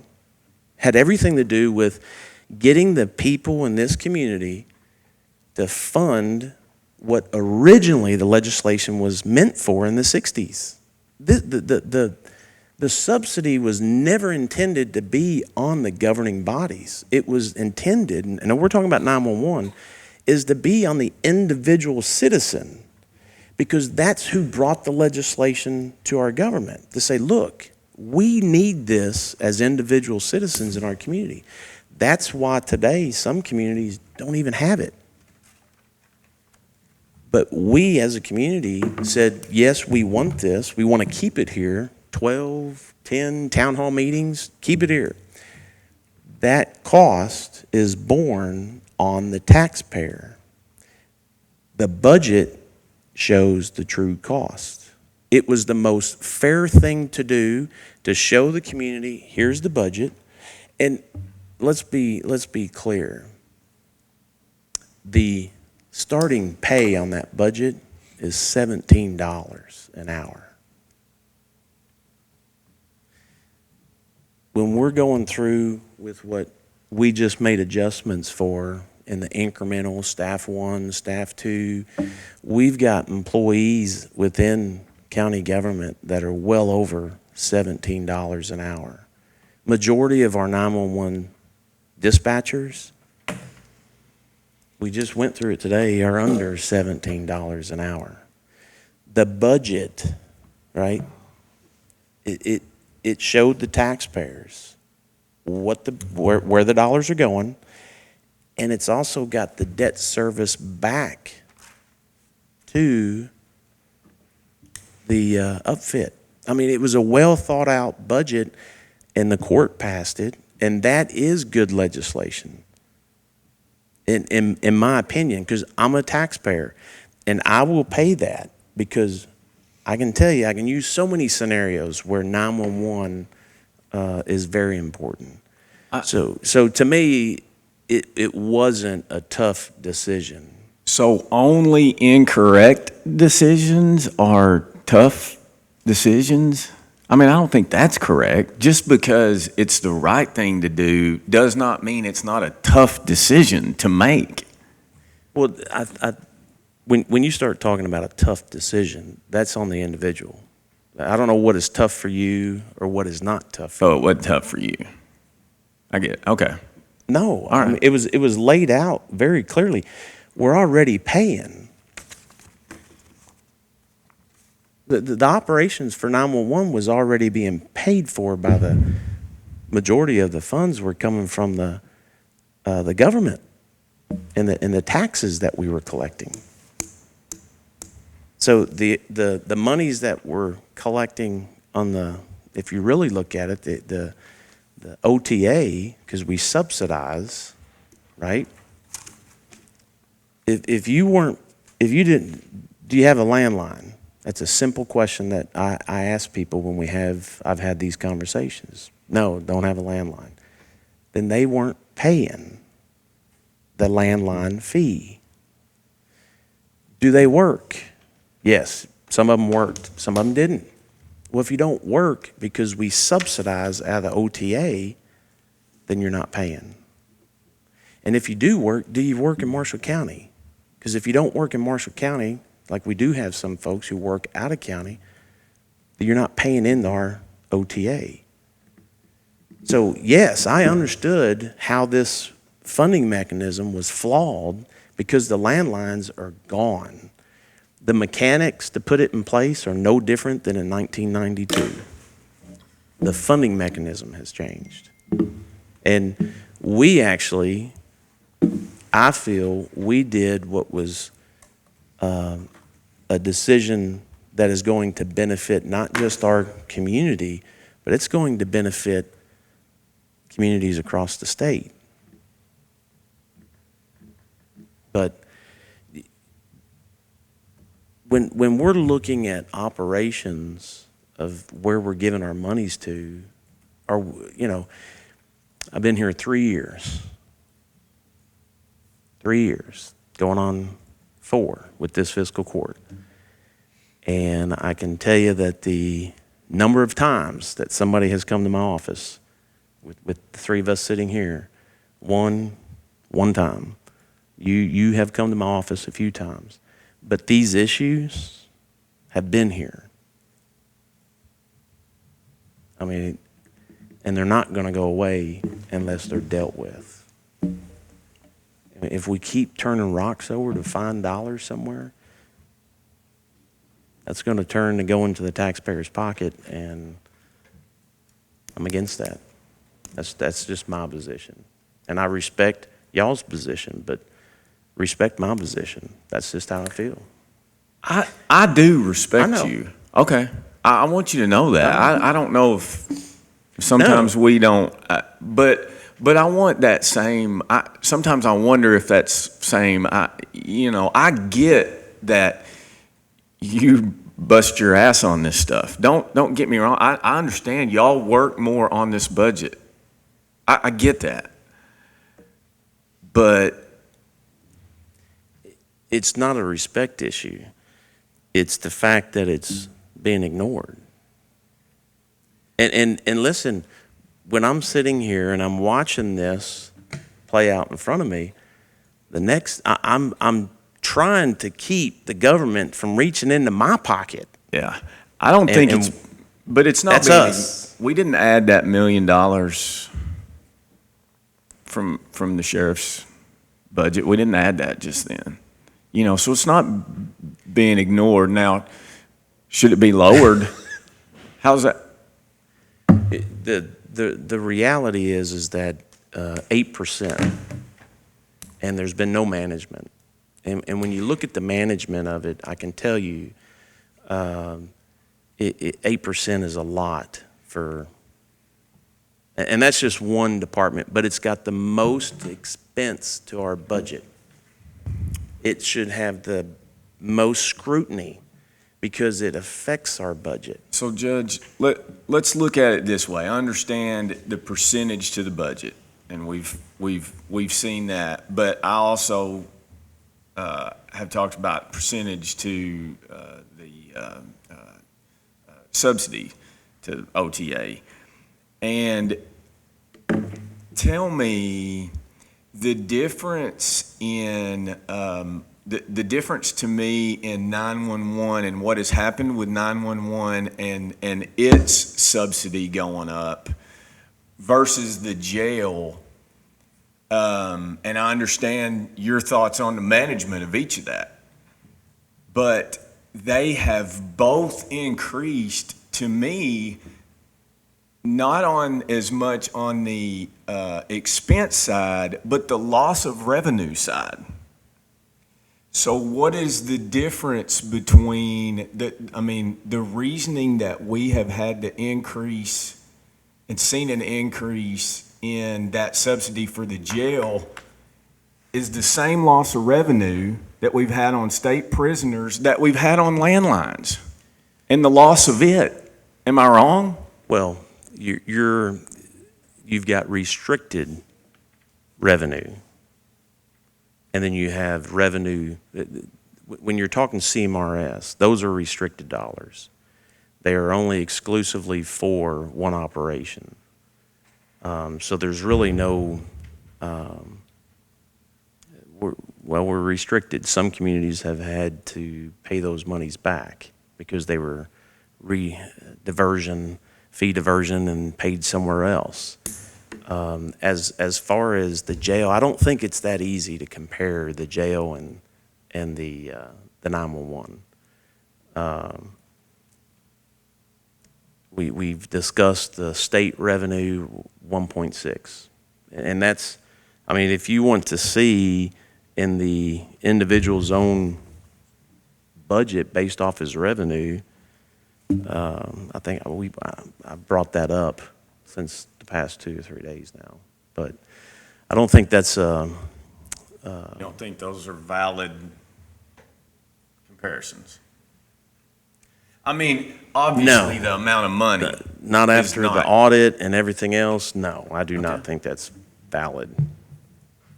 I think that's a clear indication of. And I am not saying anything negative towards 911 there. I'm just looking at those two departments to me that have increased in the subsidy that we are giving to them, to me, have increased for the same, or for somewhat the same reason, which is the loss of revenue.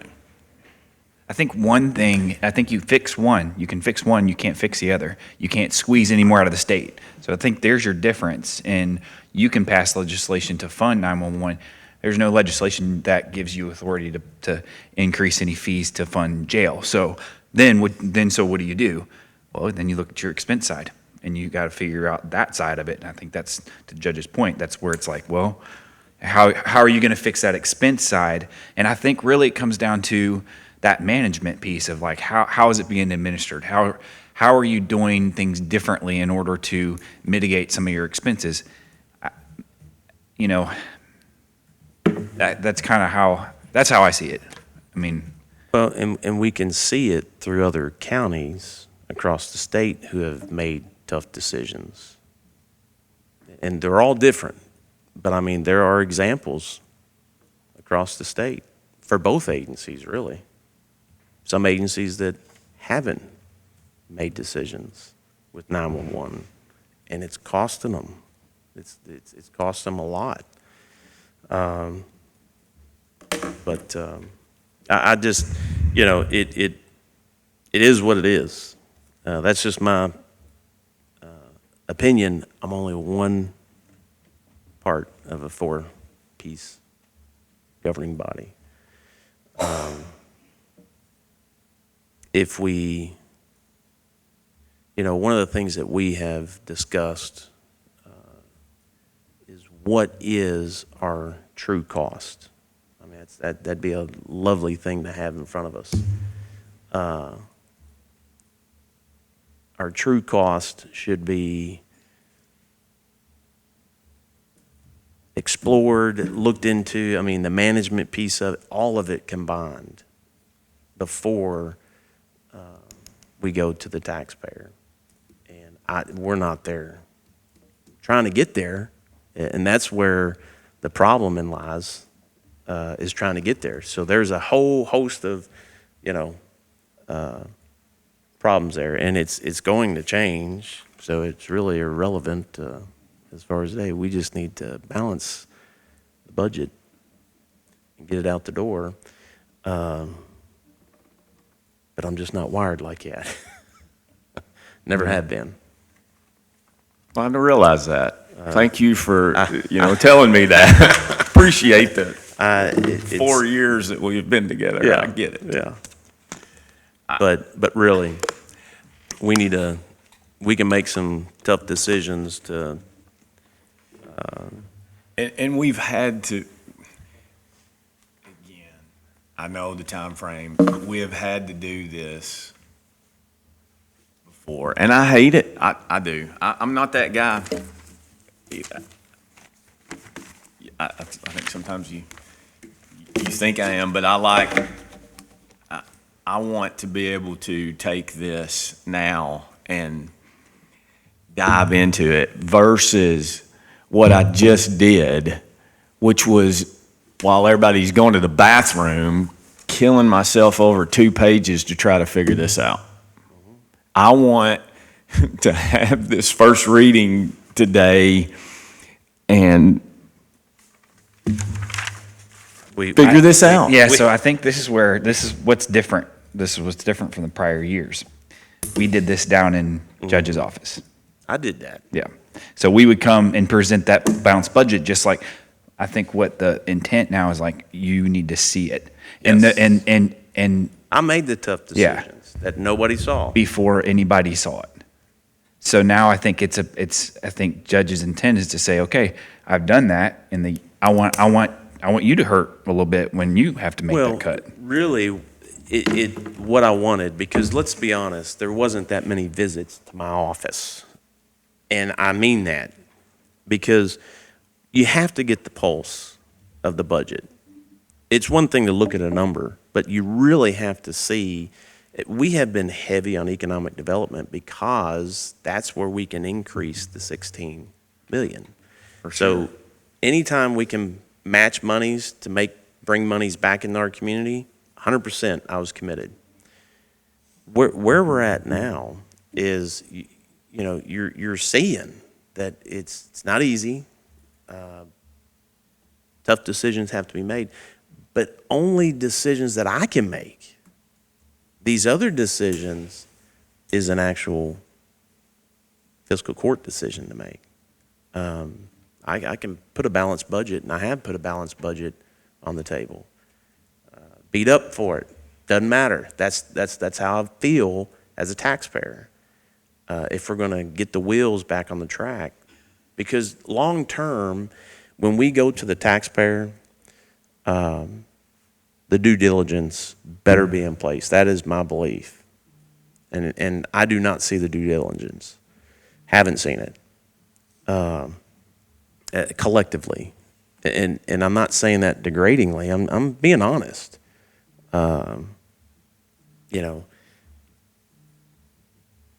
It has to, we can't avoid it. If you want to avoid it, then it's going to continue to rear its ugly head, and eventually it's just going to get out of control. And opportunities, there's always a window of opportunity to capitalize. We have been, as a county government, in a great position to capitalize on Southwest One. This year, absolutely. 6.4 million in the OTA, absolutely. We should be in a position to where, with that growth or that increase, now we're really committing monies to, investments or putting more monies into economic development. I mean, the next project is the spec building itself. That's with material costs, that's a huge $5 million plus, but those decisions are made prior to pulling the trigger, the execution of it. And, to a certain degree, I feel like the opportunity's been wasted for various reasons. And it is what it is. But I wanted to make sure that the court saw and understood the work that goes into this, because, and I don't mean this disrespectfully, but guys, very few times did anybody come to my office. Very few. And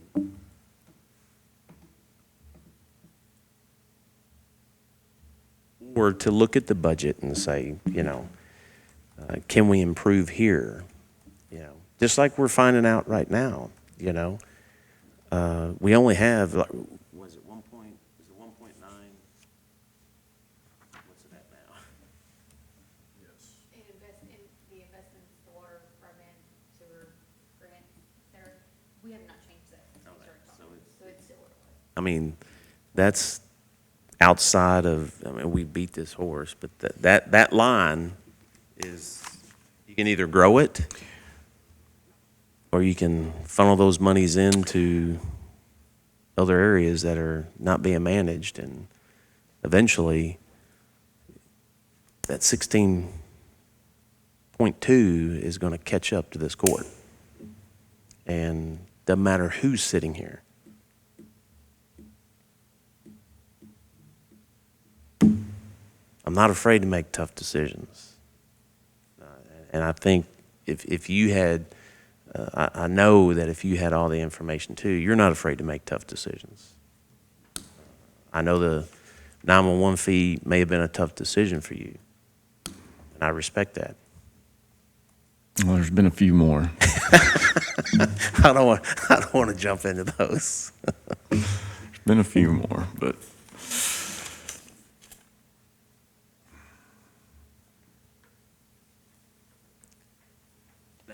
If I were just to, obviously with time constraints and everything, I would look at the percentages that have been increased, take a percentage back. These agencies are not going to fall apart. It all comes down to the management of these agencies. But one thing that we have to, I go back to when, if we're going to talk about the sheriff's department, when Sheriff Byers was here, although he and I didn't agree, he managed that agency. The only time that he would come by is when there were, issues or requests. But, we agreed to disagree on several things. And I respected that from him, But I'll give you an example. As a retired police officer, right, when we have sat and discussed real estate, I sat back and let you two talk about real estate, because that's what you do for a living, right? But when it came to law enforcement, me personally, I feel like that same respect wasn't really there. The reason why I bring that up is because for my entire career, majority of it, about 80% of it, the take-home fleet, the way the city and the county and McCracken County and Paducah work, you do not take that vehicle out of county. There is no justification as an elected official for the taxpayers of those counties or that city that I could justify anybody to take that vehicle out of county. The whole take-home vehicle is to be a deterrent within the community. The taxpayer funds that. Having county employees taking vehicles out of county, you're not going to convince me. And the sheriff could not convince me. He didn't try. He said, well, his justification was recruitment. Well, again, I'm a retired police officer. I will look at the agencies, and it's not just a take-home. If I'm coming to your agency just for a take-home vehicle, to me, in my experience, that's a problem to begin with if you're going out of county. But it's a deterrent within the community to see a presence of a police cruiser sitting in a driveway. That's the whole benefit of it. And we've got and have been individuals, and nothing against the individual who drives the vehicle. It's the policy. I want to make that clear. It's the policy that I frown upon, because that's not what its intent was. And you don't use that as a recruitment. If you're using a policy to take your cruiser home for recruitment, there's other issues. A lot of issues. That is my core stance on when I ask those questions. It's not that I don't like somebody, it's the policy. It is a poor policy. And the amount of fuel, yes, the amount of fuel spent on that policy to take that vehicle out of county as a taxpayer, what happens if that individual is in a collision outside the county, off duty? We can what if, but it's the policy. And when I say management, that's what I'm referring to. The lack of or the poor policies that affect our budget.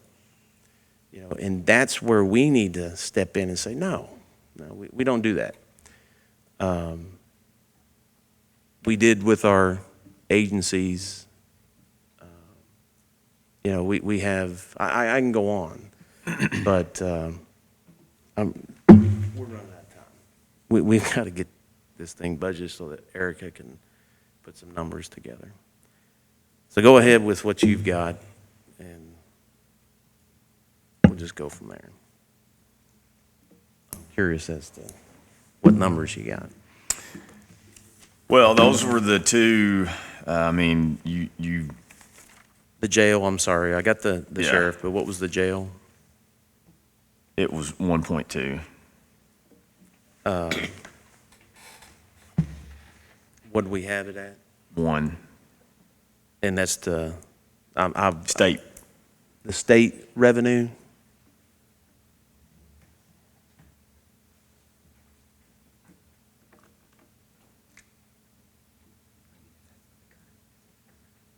So you're saying 200,000?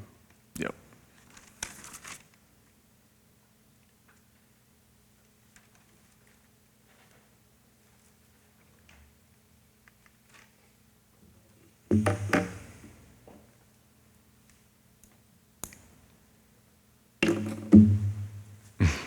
I know, you don't have to, you don't have to say anything. I see it in your face, and you have said Respectfully.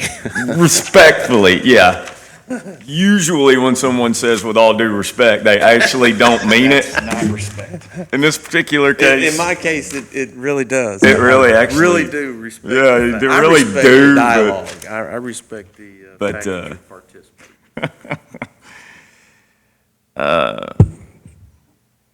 So we're at 410.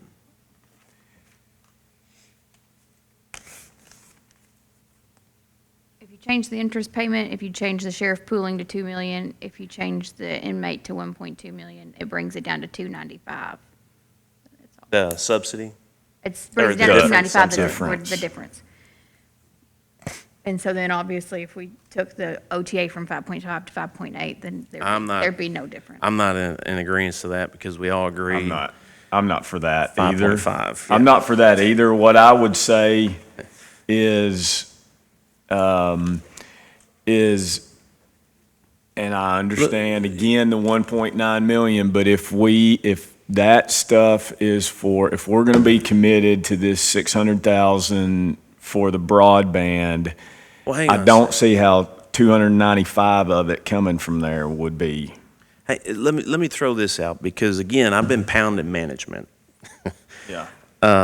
And there's obvious documented situations of management.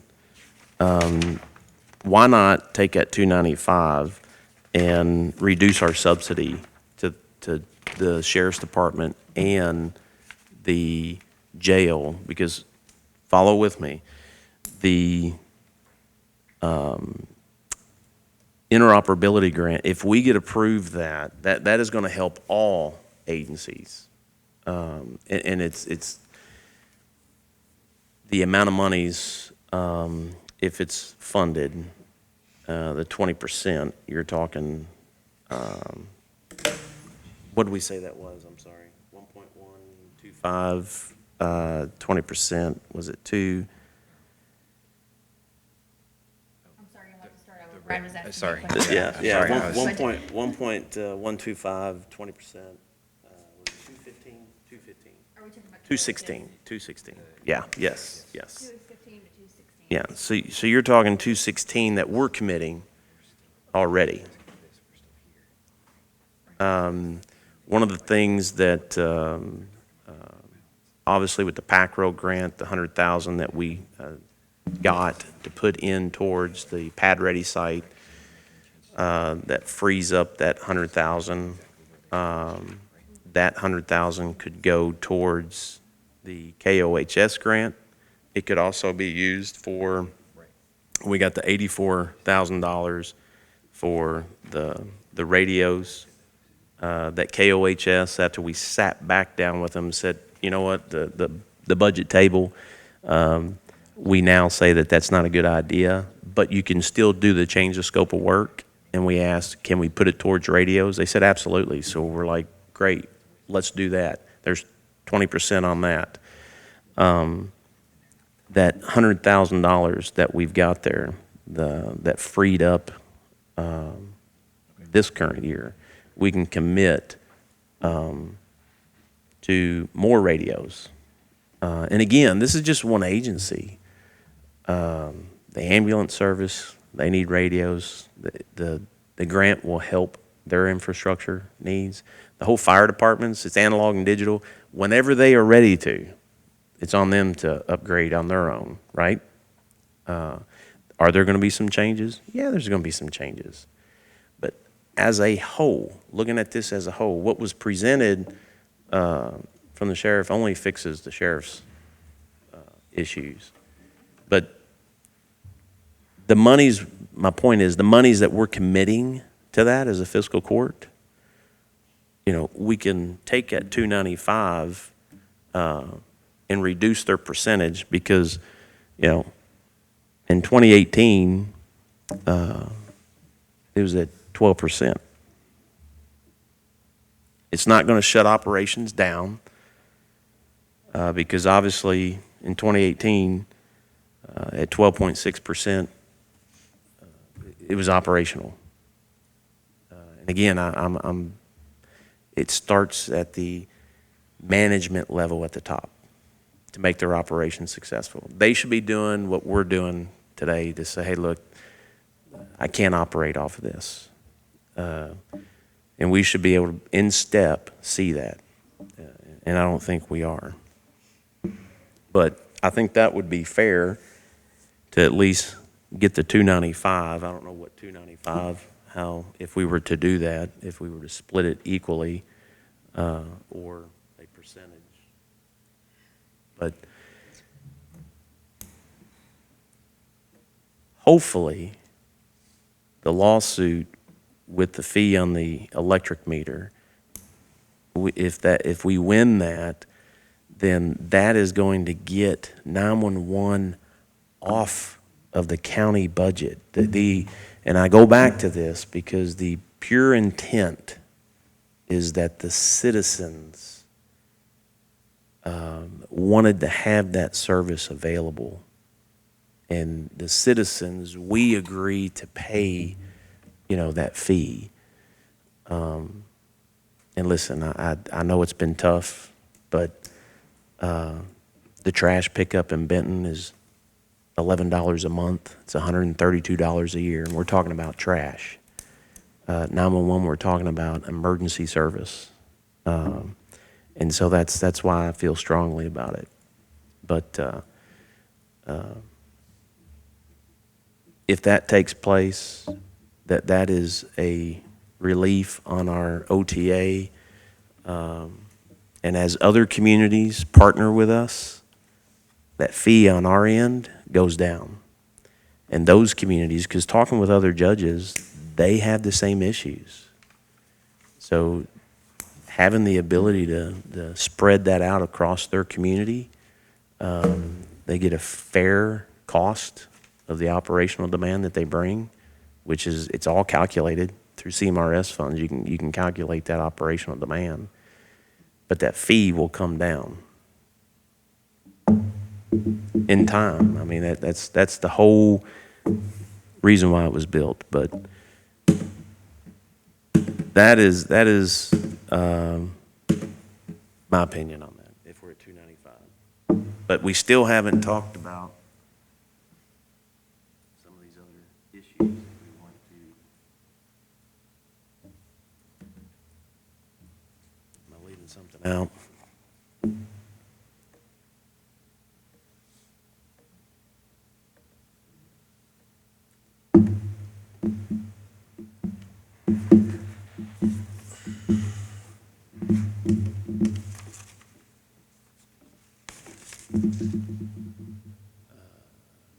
Maintenance position and department head, coroner equipment. I thought we made a decision on the coroner's equipment. We put it on the list to come back to it. The 4,000?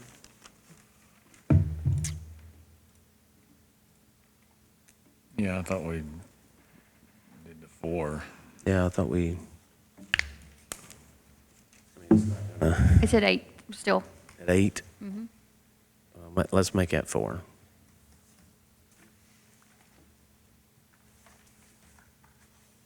And I think you mentioned the grant, 10,000. You didn't already do that, did you? No, I haven't, and I don't know what you want to. Do we want to? I really don't know when we're going to be invoiced for the sewer problem. I don't expect that it'll be.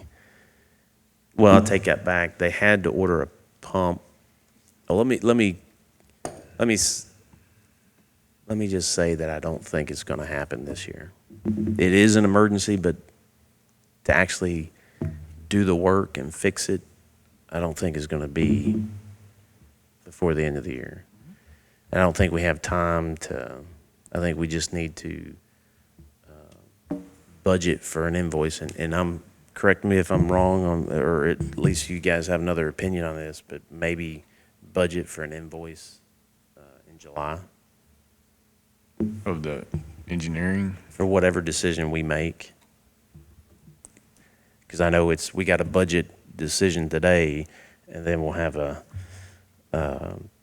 next court meeting, we'll have a decision to make on the sewer, but I would think it's fair to say that there will be an invoice in July. Because as of today, they have been trying to manage it, but I don't think that it's not what they're doing right now is not a long-term solution, and I don't think it's going to be, I could be totally wrong, but I don't know if you can put a lift station in 3 weeks and invoice and be paid, and I don't think that's, Are they I could be totally wrong. RFP on that, or what are they doing? Well, I talked to Jason as far as an emergency, and not to get too much into that, but it would fall under an emergency, so. But I'm just saying for budget purposes, because that's what we're here for today, anticipate being invoiced in July.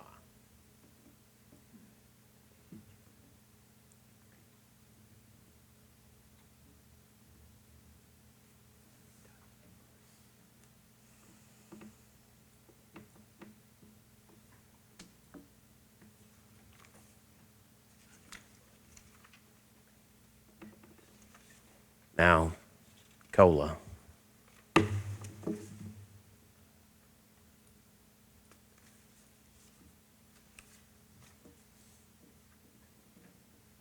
We know you've got the health insurance applied, right? It's already in there. Yeah.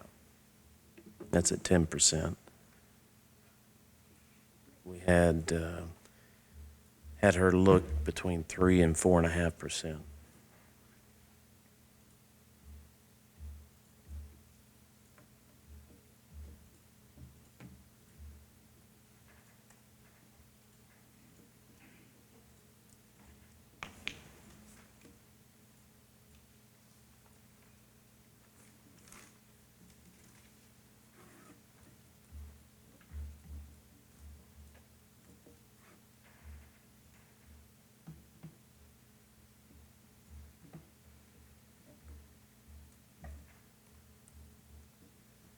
Checking numbers, or what are you doing?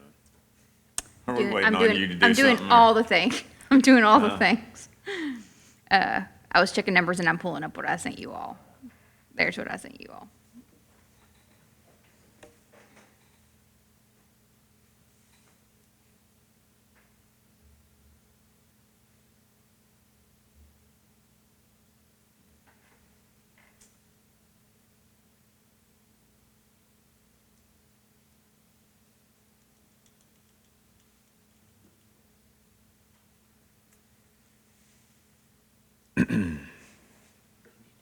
Because you guys know I don't like the awkward silence. I would like, I've got the old, that's why I'm do what? sorry, I've got the old numbers here. I personally would like to see us do 3%. I agree with that. That's what some of the surrounding counties are doing also. 250. I was off by $1,900. 251 now. Good guess.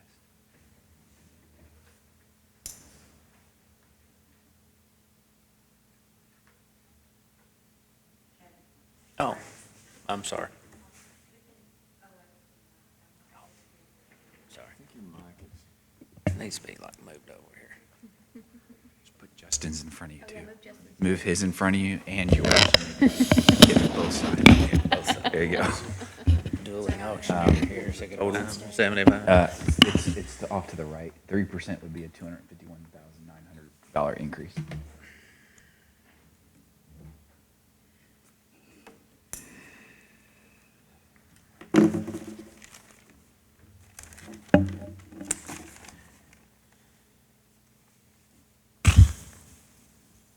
So if we go back to the previous 295, I didn't really get a good response as far as what we want to do with the previous 295 before we talk about the 251.9.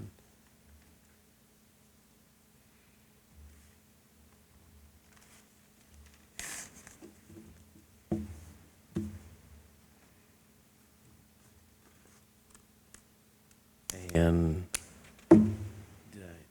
we don't have the tractor lease No. budgeted in. Correct. We do not have the tractor lease.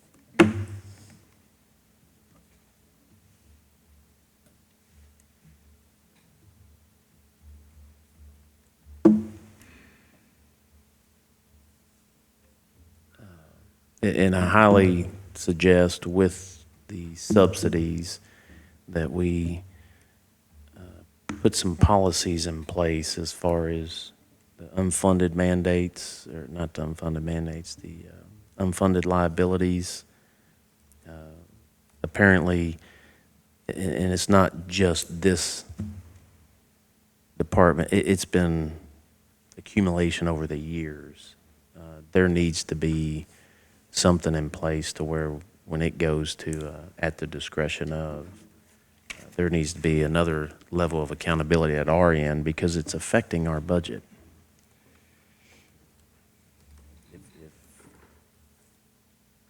You know, one of the things that is overlooked or has been for years is the budgeted time in the budget and the subsidy that we give may be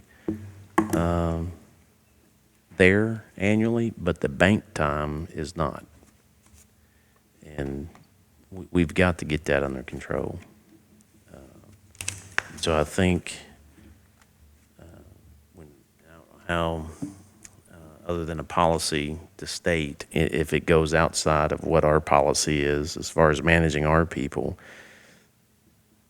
justification has to be submitted why it's being approved. And that's not a fail-proof plan because obviously if it's not monitored and maintained, you end up right back in the same boat with just documentation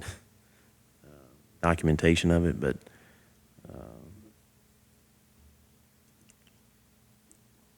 I don't think we have. I know we asked everybody if they thought that anybody was going to be retiring, and there were several that were identified. Although as an individual employee, it may have a small amount, but collectively,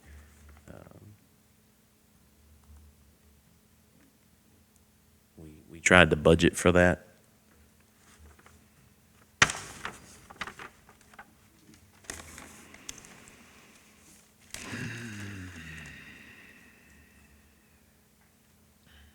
So let's go back to 295. What do we want to do about the 295?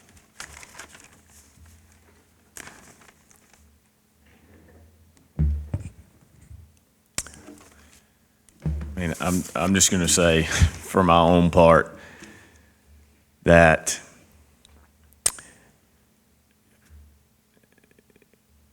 you know, I want to be able to know where that 295 is coming from. I don't have a problem with it coming with us doing that today, but I just want you to know that after today, then I want to be able to go to them and see where's this coming from to make sure that it's even possible.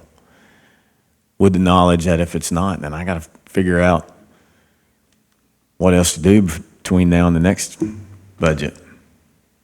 Because I'm not going to today in the next 15 minutes. You've never been in a position where someone has come to you and said, "You're short. I X want amount this, of, and you're short X what are you amount of gonna do?" dollars. Make it happen." I'm not saying that. But that's I'm not gonna that's what's happening. Yeah. I mean, it's not uncommon. Either we do it on our end, or we make those who are managing that operation They've been doing it for years. It's not, we obviously still have another 251.9 that we have to go figure out where it's going to come from. This is just a, we're jumping out of the frying pan into the fire.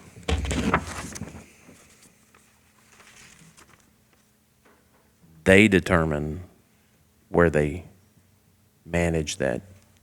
If it's, I don't know what the percentage would be. If it's 2%, they make those decisions.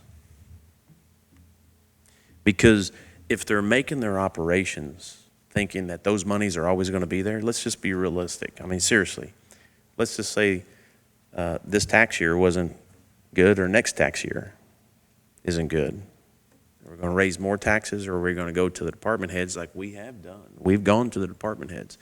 If you look at the road department, when I came in, it was at $5 million. And it's dropped. That's one department that has dropped from 21.35% to 17.4%. But they're still efficient. They still work hard. Obviously, the equipment is wear and tear, but they have managed, 5-6 years with those decreases annually. So this isn't to say that it can't be done. I don't believe that, because we haven't managed it. You know what I'm saying? We're not managing our subsidy when it goes out the door. So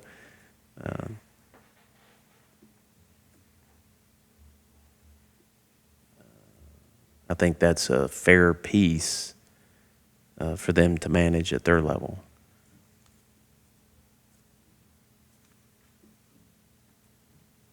Split how? Well, that's the question.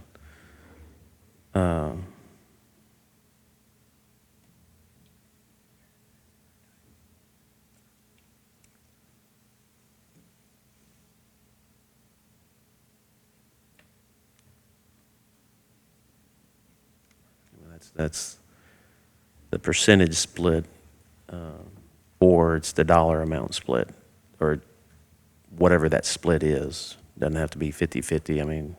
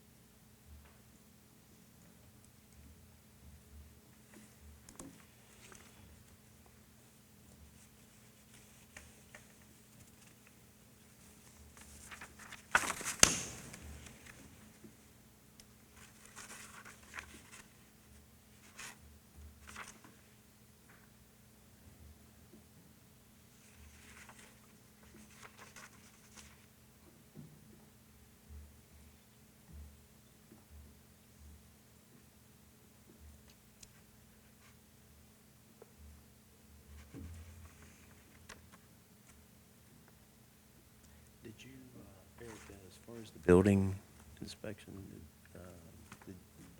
did we make those changes? Did we make changes, or did we just discuss it? We haven't made any changes to the building inspection the way Okay. it's set right now. It's setting exactly like it was last year, other than the fact that, and the way it's on here now is there's no reserve. It's going to come back to us to cover, going to come back to the general fund to cover a portion of Casey, instead of having any kind of reserve in that department.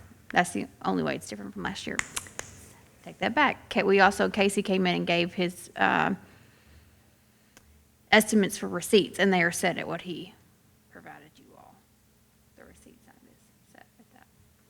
But as far as changing the way that Casey is paid, or the breakdown, or amount, or anything like that, no, we have not changed that.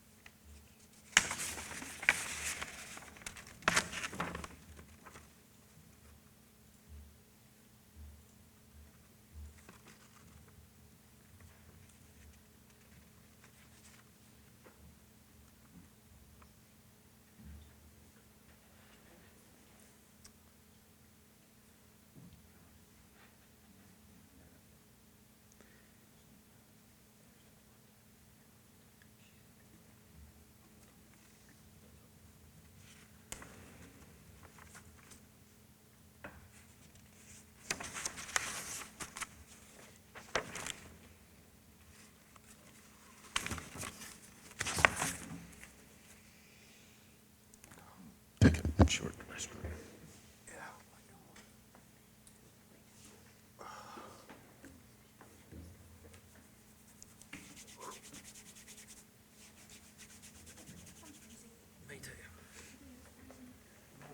I'm perfect, but I didn't do anything but turn them down to 62.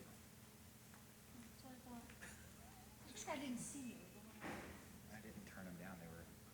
They've been set on 66 since Tuesday. I turned the fan to auto instead of on all the time. You turn it down, just say it. No, I didn't. I may have turned one down.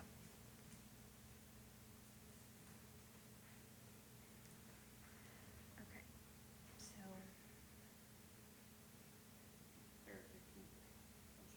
oh, no, it's okay. I was just thinking. I'm trying to do it to double check it. What is, okay, we got 295 hanging them up, That's the difference right now. well, on the original 837.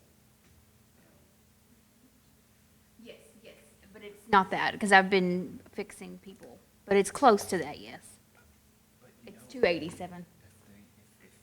even if you find the 295 and then find the 251 for a COLA, and you have a first reading based upon those today, this hasn't been addressed yet. From the are they gonna look at his income, what he's, so, I mean, they gotta know that, I mean, that's not in there, that's almost $1 million. Same thing with Rogers. That's what I'm saying, if they're thinking about, well, they're gonna come back and address these, the first reading today it'll be a waste of time. If there's a, you know what I'm saying? Well, yeah, but to me, Because there will be significant changes. that's not being addressed. Right. So that means that's not, that ain't, Right. this is, you throw in the trash. Right, that's what I'm saying, like, as long as they know that. We haven't addressed those. Yeah. So, I mean, if the intent is later, after the first reading, to address it and try to put some of that stuff in there, that first reading is gonna be done.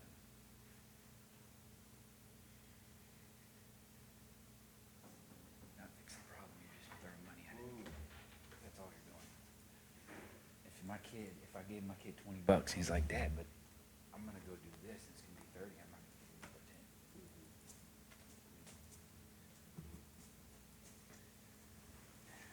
Really, what you could do is, you keep driving that up, now, what if you dropped it to 0.75%?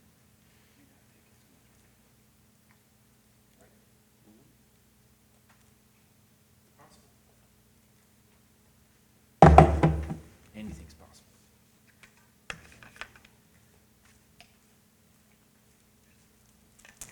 Just wanted to make sure Yeah. that you're aware, I know you are, this request, we're talking about the 295, just a balance. Right, I understand. Okay, I just wanna make sure. Yeah, one other thing too is, if we took 295, It's like 287. Just because I've been fixing people who are in the salary schedule. But if yeah, we it's did 287. if we did it across the budget. Oh, like take it and divide it out Try to along get the a funds. percentage to all funds to get 295. I think that will Would that be difficult? be time consuming. Would it?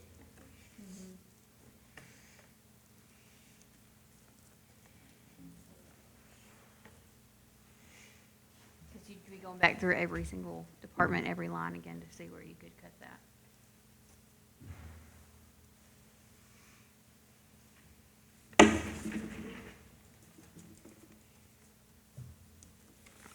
No, I mean, your other option, I guess, is to go through every fund and divide that by percentage and assume that there will be some carryover over each fund to cover some of that, because the carryover is calculated as if everybody will spend 100% of what they can Right. spend this year.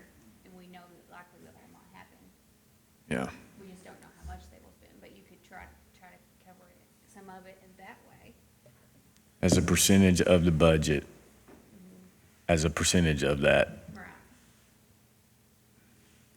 295. Or as a percentage of maybe overall carryover would probably be a better, because some of the funds that don't have carryover, they're not gonna have more just because you wanna divide it among. Right. and say you're gonna have more. Yeah, that's true. I don't know that you're gonna find 295 like that. I don't know.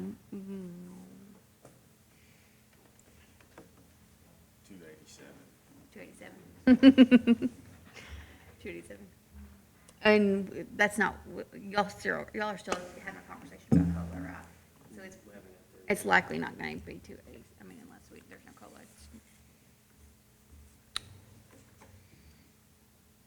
So I don't know. Do what now? I don't know. I mean, we could do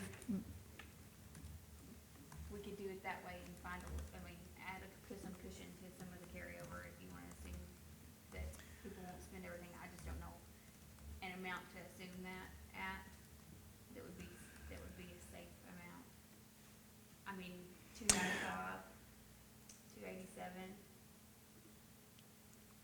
Okay. Can I, 287 could probably be the majority of that, but anything beyond that, that would be a safe.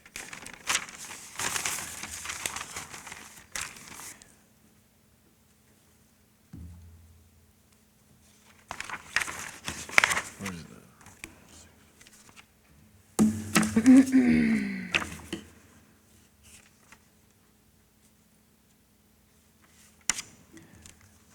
Well,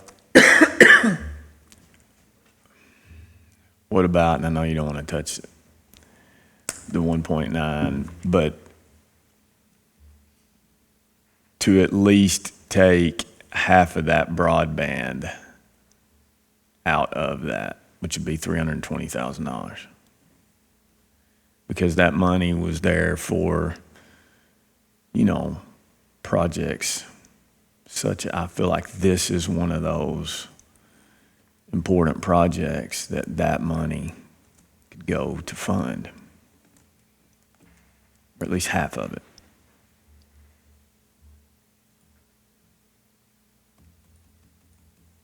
And we divide the rest of that amongst the departments, like we were just talking about. I get what you're saying, but is that, Sorry. I get what you're saying, but is that going to show up later? You know what I'm saying?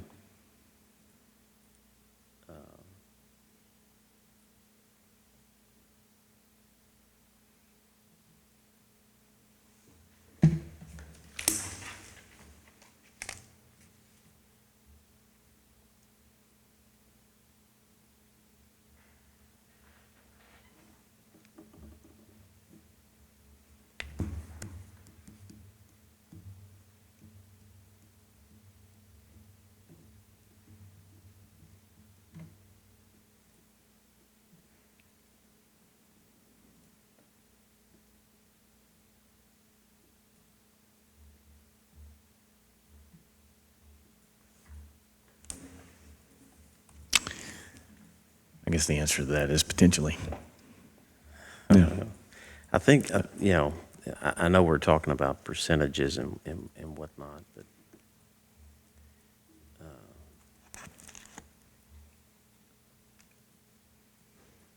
I just feel like we're not managing those monies.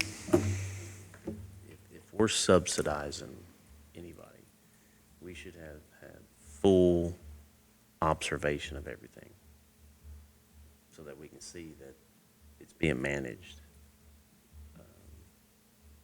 And I know that's not happening. And it's hitting us as a fiscal court with our purse.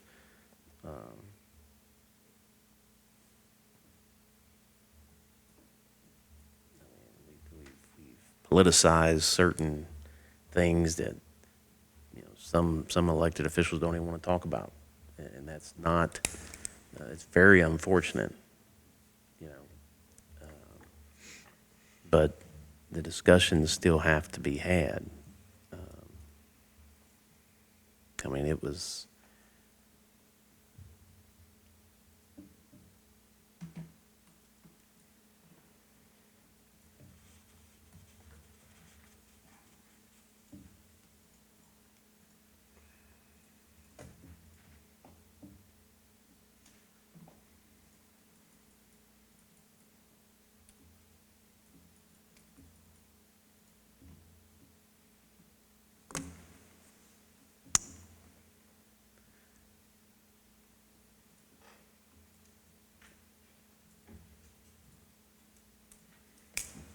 I don't know, 287, that's just my opinion, to make it easy. To put it on the department head to make those numbers, run that operation.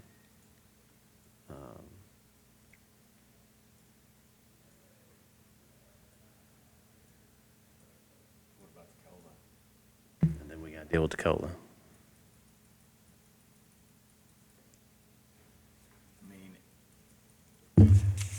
So if we have the 287 plus the 251 is 530. I did the math on that, yeah. Yeah, 538. yeah.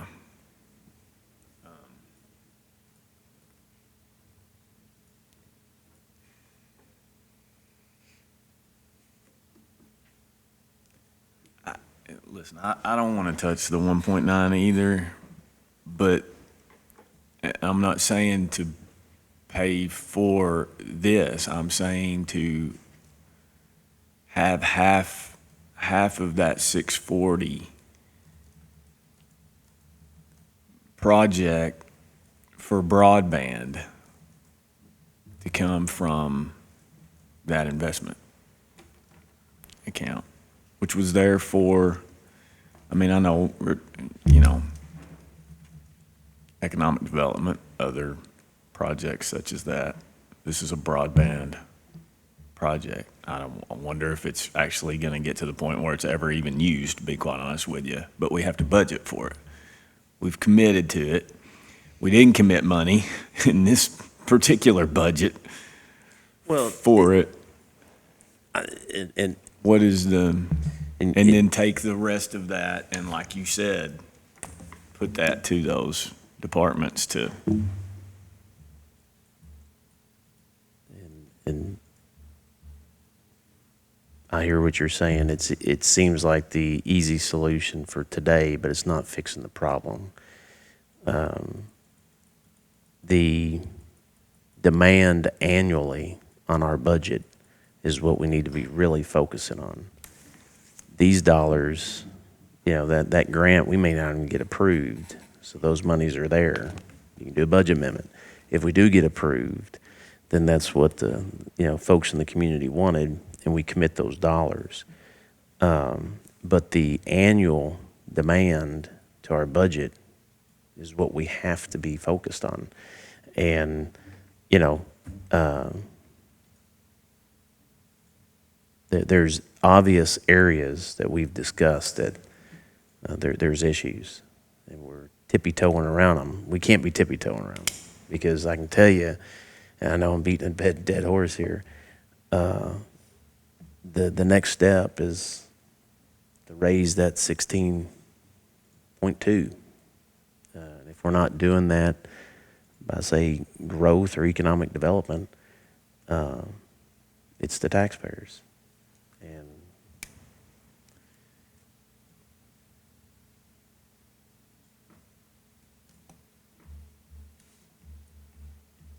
but I do believe that those decisions need to be made.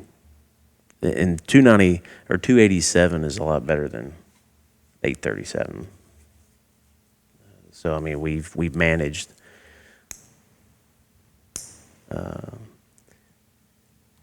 by increasing what they had, requested.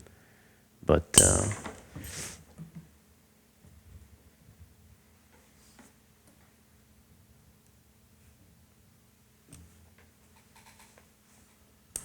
that's my opinion.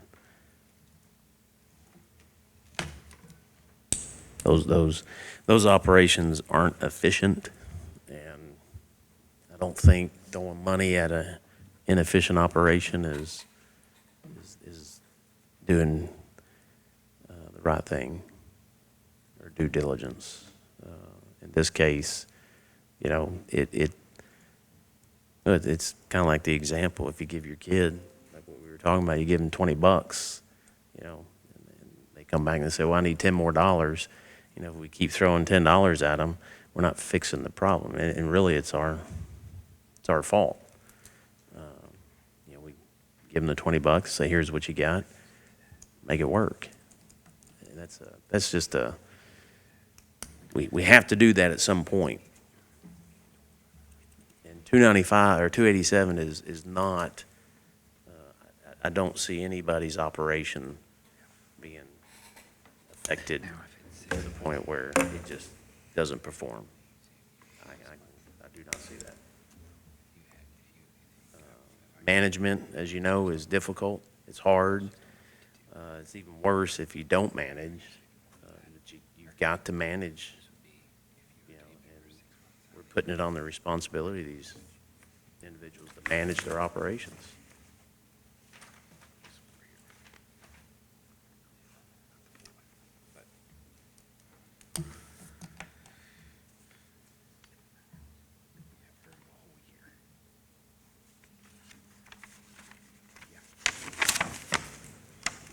Yeah, that's all three. That's all three of us. I mean, depending on what happened in 6 months, you could save that. That's how much we've been working. This is me at right. This is me at what I'm able to do now. So you can save that much if that's what you want to do. But that would be me for 6 months. So if it went back up to a full-time position after 6 months, then it would be different. It'd be something like that. But I'm just trying to squeeze some, I mean, if that. Yeah.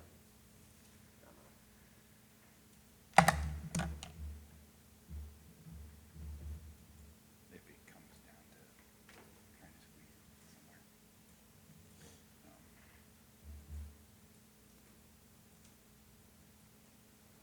If we take that split that you're talking about, off of those two, split it, however that percentage is to the budget, and take the 250 For COLA. 1.9.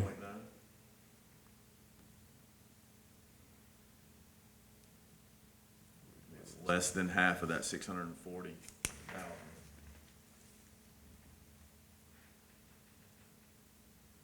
And then the general fund is funding the rest of that 640.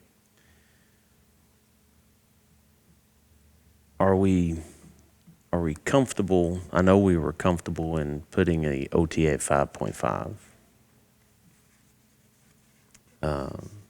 The range over the past, say, 7 years have been 5.8 to 6.4, basically. Keep in mind that if that difference for the good is what's been kind of used later. So instead of budgeting higher, that 5.5 kind of gives the court some cushion.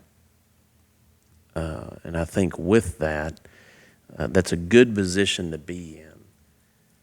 And I know you know this, when you start increasing that, you're taking away your cushion and you're still got the symptom. So in this case, we're putting more emphasis on, hey, look, you guys got to manage, meaning you got to get in there and manage.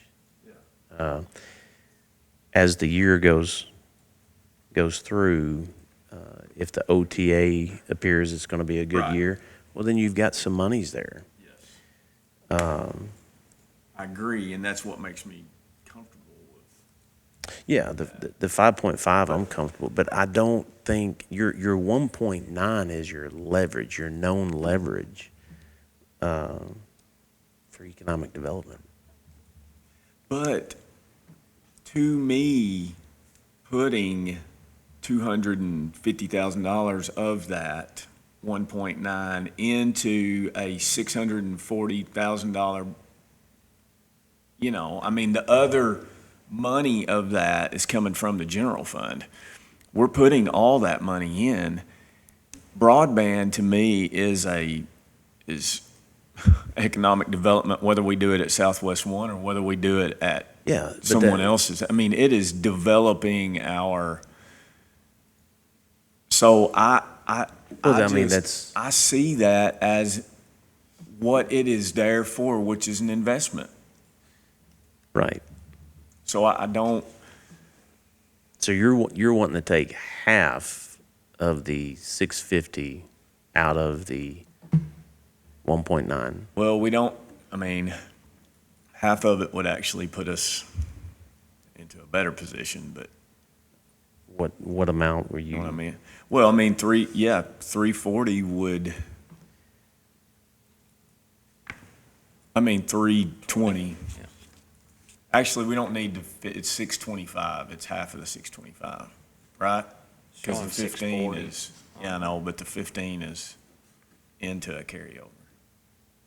The 15 is into a carryover, yes. So 312.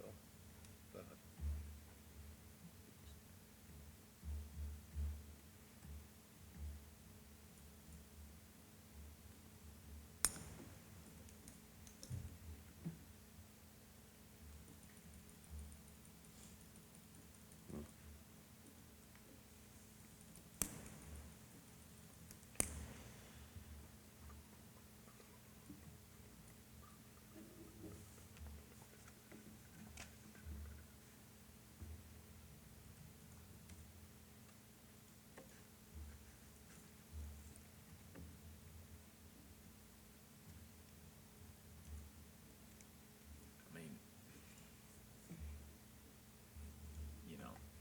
here's the deal with that to me also is that it's like you just said. To me, I'm more comfortable with the 5.5 and leaning on the great possibility that it's going to be 6.4 or 6.5.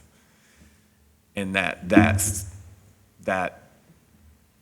because of that cushion won't even actually affect that 1.9 in the end.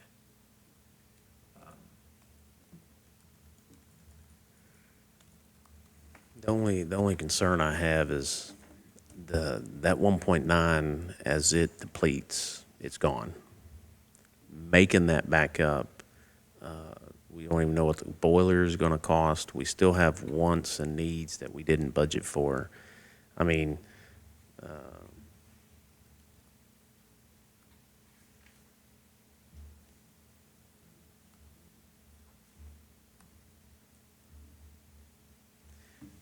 I'm just not a big fan of pulling from that dollar amount because it's not, we've already done it.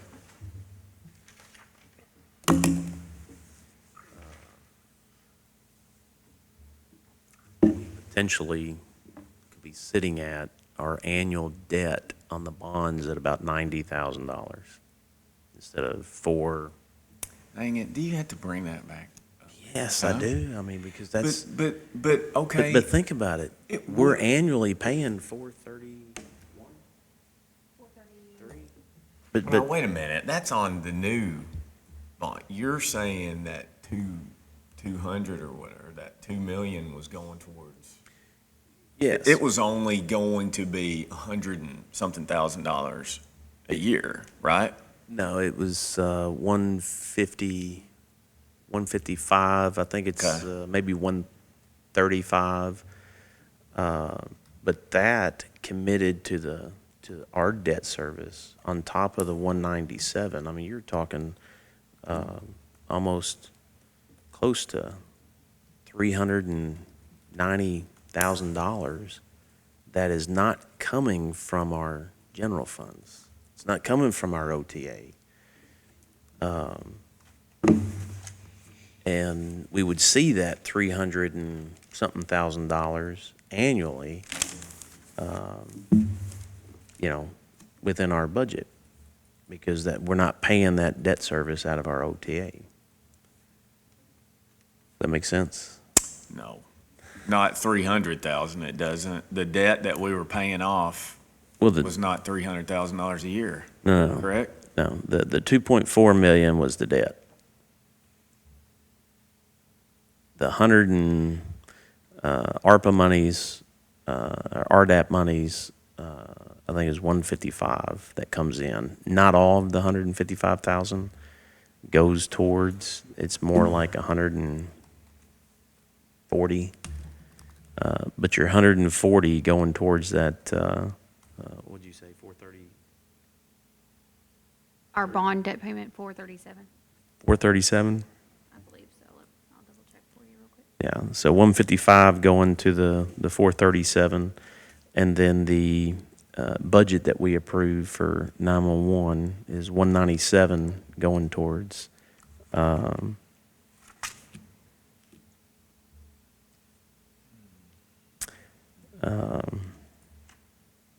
That's roughly 352, roughly, going towards 437. And then the portion we get from the city, which I think they gave a $50,000 payment, but committing those dollars to the bond debts, we would see that bond debt freed up, and the 155 is annual. That's monies that we would get annually to fund.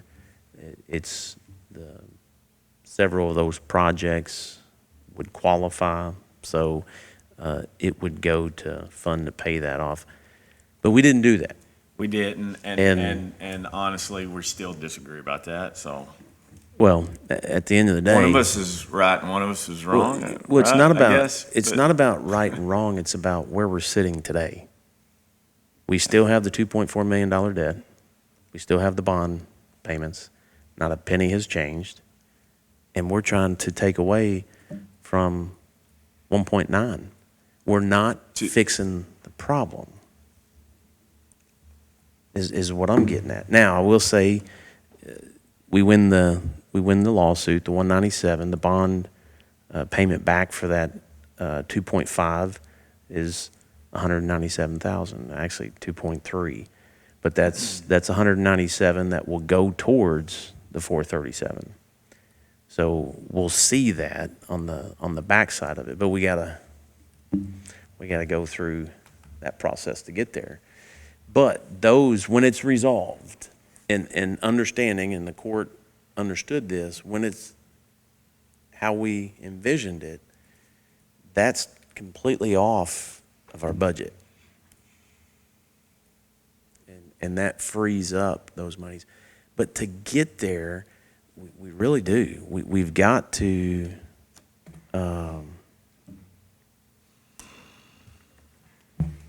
manage these subsidies. Because the road department is efficient, but only as efficient with the equipment that's capable for them to do their job. And to go from 21.35 to 17.4, and seeing that their equipment's needing replaced, cost of culverts going up, metal going up. I mean, we see this across the board, but we're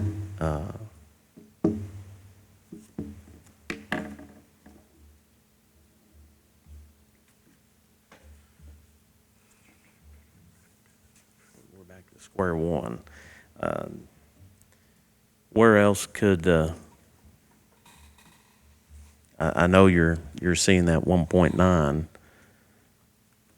that 650 at broadband. You're saying take 340 of that out of the 1.9 to free up 340 to cover. I didn't say 340, but I said half of it. But, I mean, it's negligible, the difference in.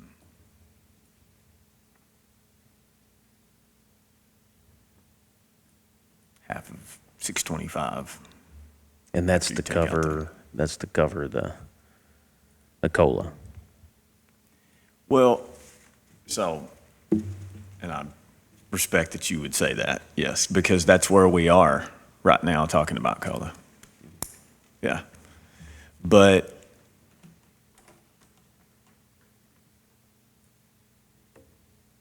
respectfully, I disagree. It's a way to pay for half of that broadband. But when we are at the end of a budget discussion and there is a shortage, I get that. Make sure I'm tracking with you. The 640, you want 340 of that, No, half of, so 320. 320. So 320 to remain where it's at, and then 320 to come from the 1.9. And then that frees up 320. Cover what? To get us to the point to where we're balanced. Which is the COLA. Okay? I just want to make sure I was tracking. That's what Yeah. I was asking you. Yes. Yes. Yeah. Okay. Yeah, I mean, we're just going to have to disagree on it. But that's, I understand the route you're taking.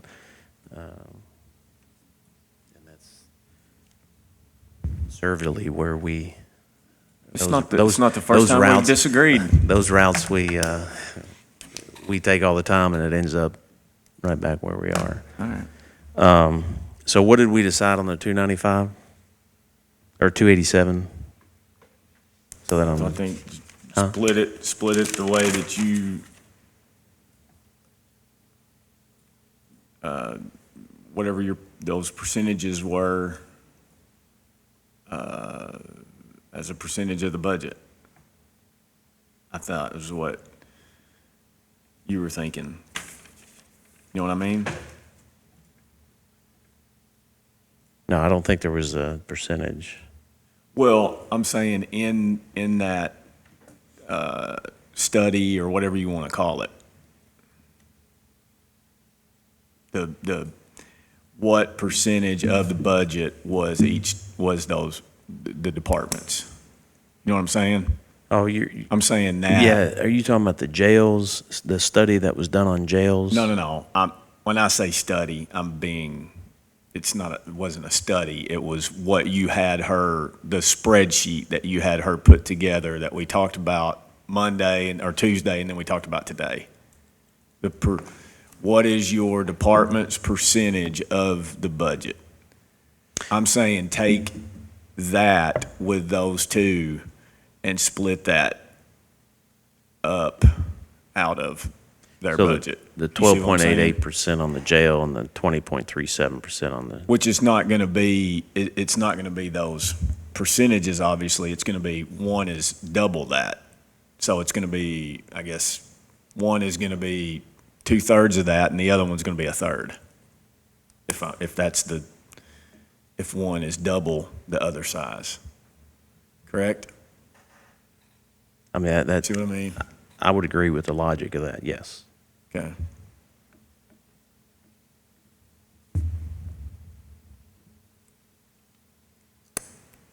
Did you follow? I did not follow. Okay. Okay, so take the 287, whatever that figure is, and 2/3 for the sheriff and 1/3 for the jail. Needs to be cut from those budgets, Yeah, or from the subsidies, which means from their budget. whatever. They're incoming from the, So 287. 287, 905.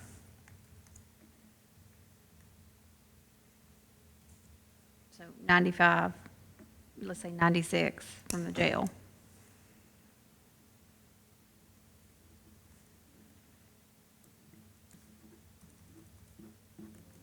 And 191, 905 from the sheriff.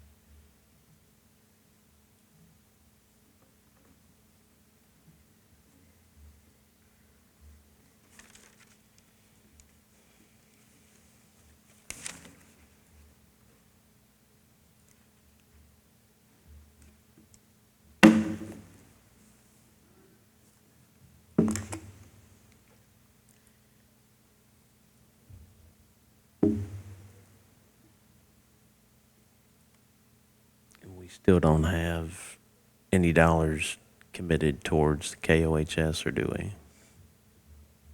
Correct. Nothing towards KOHS, nothing towards, I think there was another grant that you all had talked about. Nothing towards. The change of scope of work.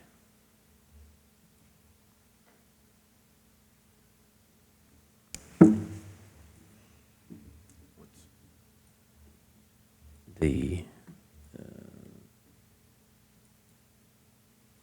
if we were awarded the 1.172 million, 20% of that, I think it's 216. And then the change of scope of work is 84 with a 20% of that. I had talked about the $100,000 that was freed up with PACRO to commit that to the KOHS grant for the change of scope of work, in addition to the 84. Because that could cover quite a few radios, not just for the sheriff's department, but it could cover it for even EMS. But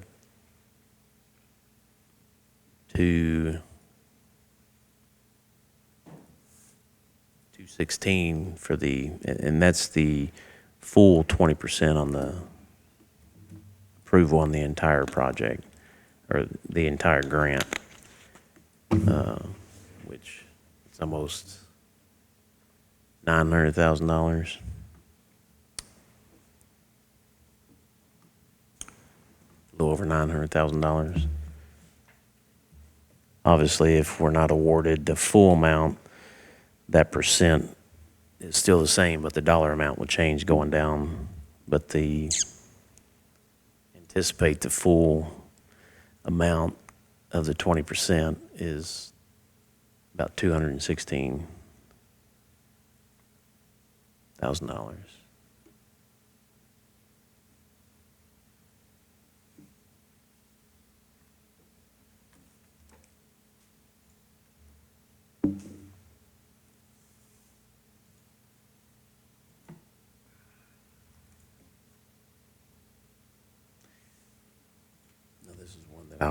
I'll say is, if we're going to spend $216,000 to bring back to our community 900,000, then that's something that you can pull from the 1.9 because you're taking dollars that, have been investment dollars or whatever the case may be, putting it towards a grant that's going to bring tax monies back to our community. And that's at the best case scenario where we get the full amount.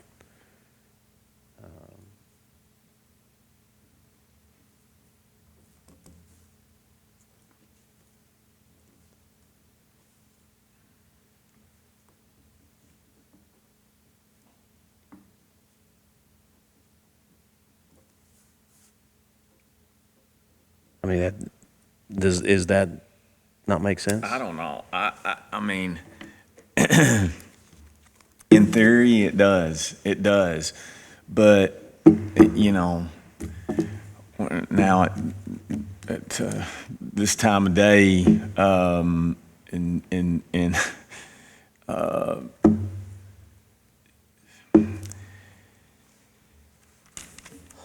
I don't know how many times I've said out in the community that the most frustrating issue to me is this communications issue, and this is part of that, to where we have, and I know you're going to disagree with me on this, but we have two sides that completely disagree with each other.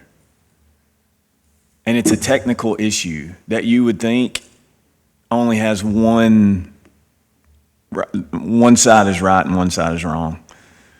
But I've never been through anything like this.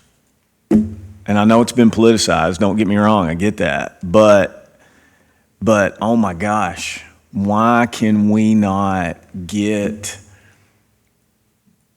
these two sides together and truly know, is this the definite correct way to go?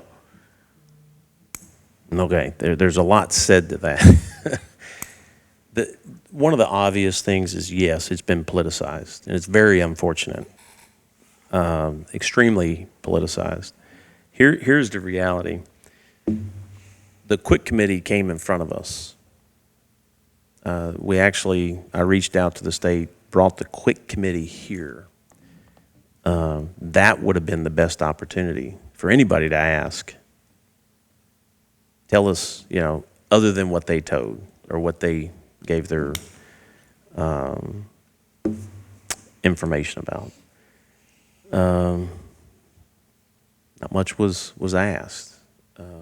The actual contractor that was awarded the state contract that went through a procurement process with engineers, people that do know the system, all of those folks stood right there at that podium. What I'm looking at from a budgetary standpoint, and just our budget, anybody else that brings in revenue out of a taxing district, they manage their budget. But from our budget, to bring back tax monies that are leaving our community, unlike this, this is coming out of our general funds, our OTA account. This is bringing monies back to our community.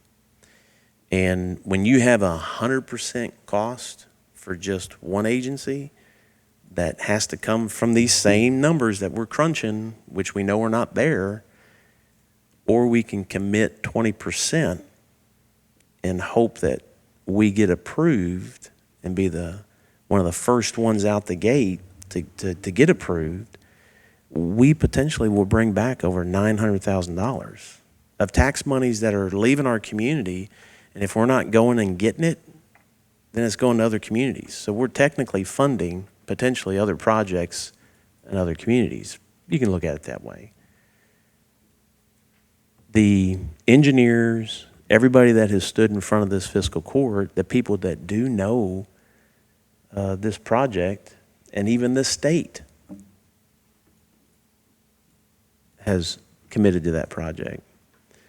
From a budgetary standpoint, my question to this court is where the money's going to come from.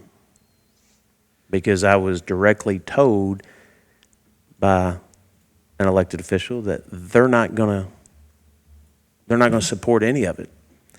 And that means that the money's coming from our dollars.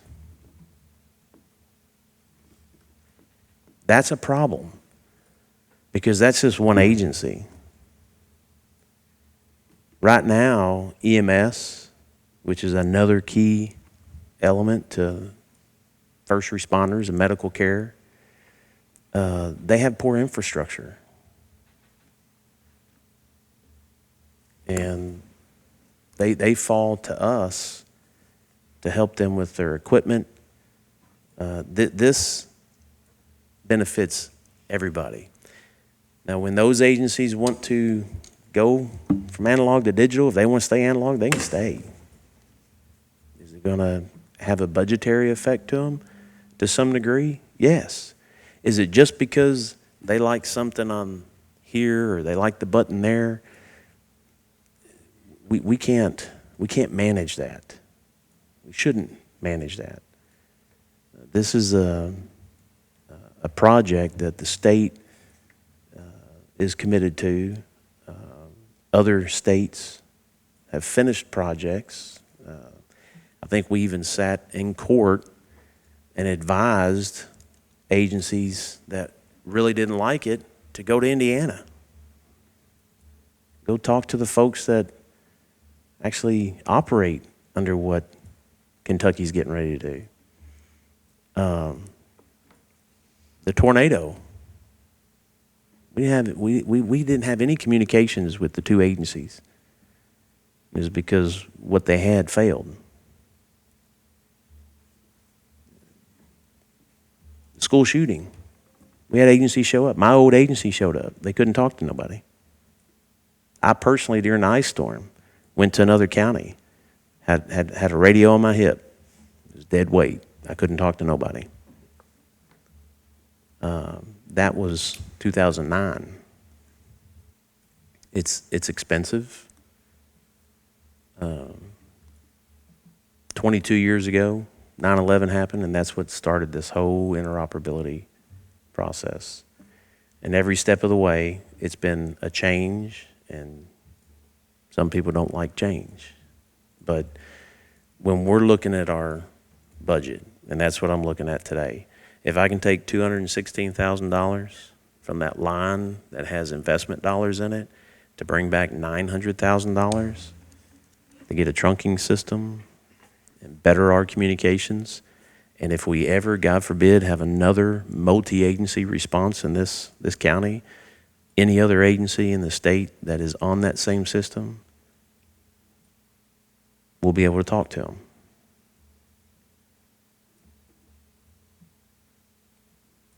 I mean, I don't know how else to explain it. I've actually, I'll go back to when we talked about real estate. I'll let you guys do the talking. That's your profession.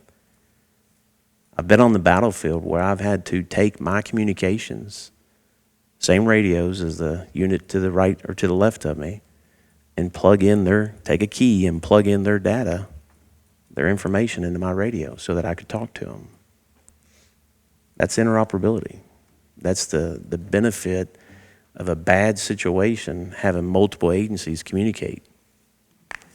And to get there, absolutely, you're going to have difference of opinions, but as a taxpayer, to turn away monies that are leaving our community, to bring it back to our community, and the product works. It's nothing but politics, and this is just the way we've always done it. Or I don't like that system. At our level,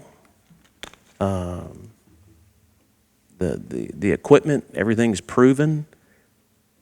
The state wouldn't go into a contract with an entity that wasn't a reputable entity. So, yes, it's been absolutely politicized. But it's gonna hit the budget, and as we're discussing today, eventually it's gonna end up in the taxpayer's pocket.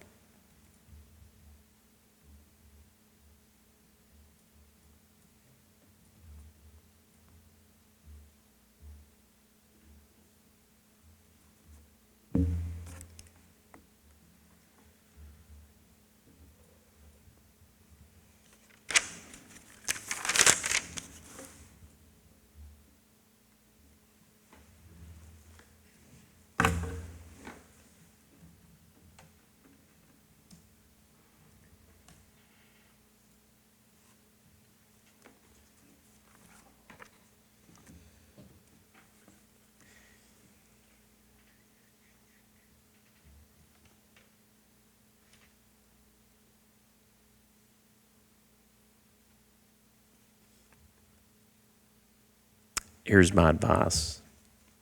We budget for it. If the grant is awarded, then we can have that discussion. The court can refuse it, but at least the court will vote if they want to go up or down with it. Okay. I mean, right now, to budget for it, honestly, it's ridiculous not to. Okay. Because, I mean, that is We have the vote at that point, correct. up or down, with the knowledge of what it's gonna do. So What I would encourage the court to do in the meantime is those same gentlemen who came down here, Agreed, talk to them. yes. I mean, this is about our community, not just one agency. And I can tell you, from my experience, if you want to give any respect for what I've been through, interoperability is key.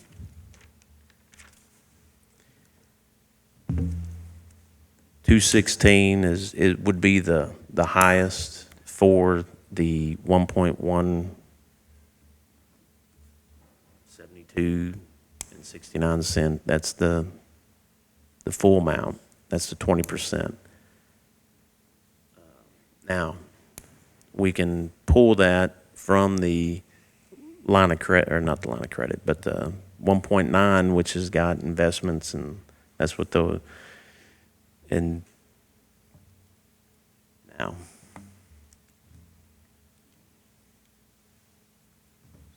to show it as an expense.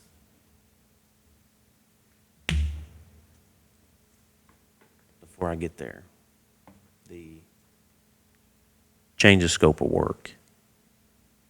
One of the things I talked with Erica about is taking that $100,000, that change of scope of work. KOHS, after sitting down with them, as I've said, they said that budget table would be very difficult to identify what that $84,000 is going towards.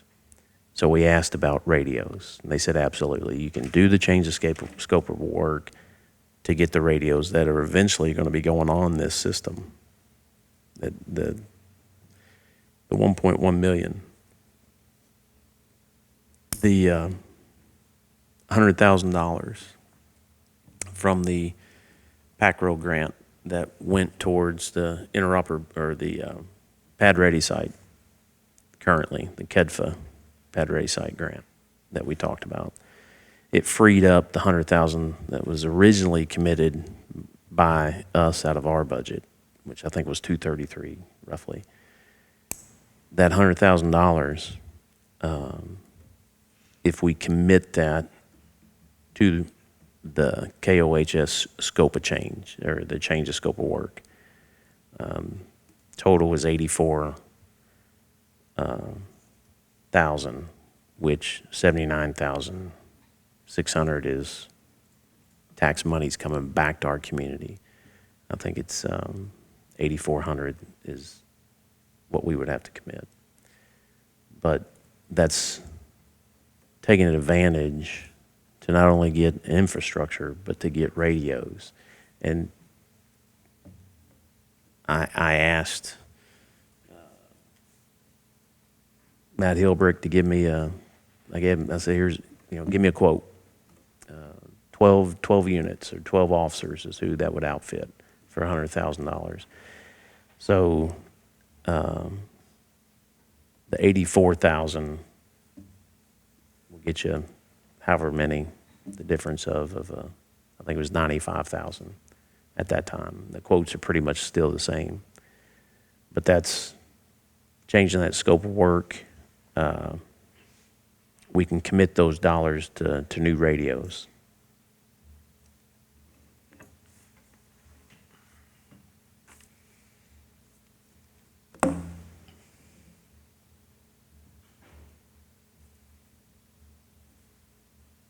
So 79, what I'm saying is 79.6 is the grant that we were awarded, and I want to say the 8,400 was the total. That difference was our, check my math, but the 20% that we would have to cover on 84,000. That don't sound right. No, it's only 84,000. 10%. That don't sound right. What's 10? That still don't even sound right. 10%. We got awarded 79.4, I think.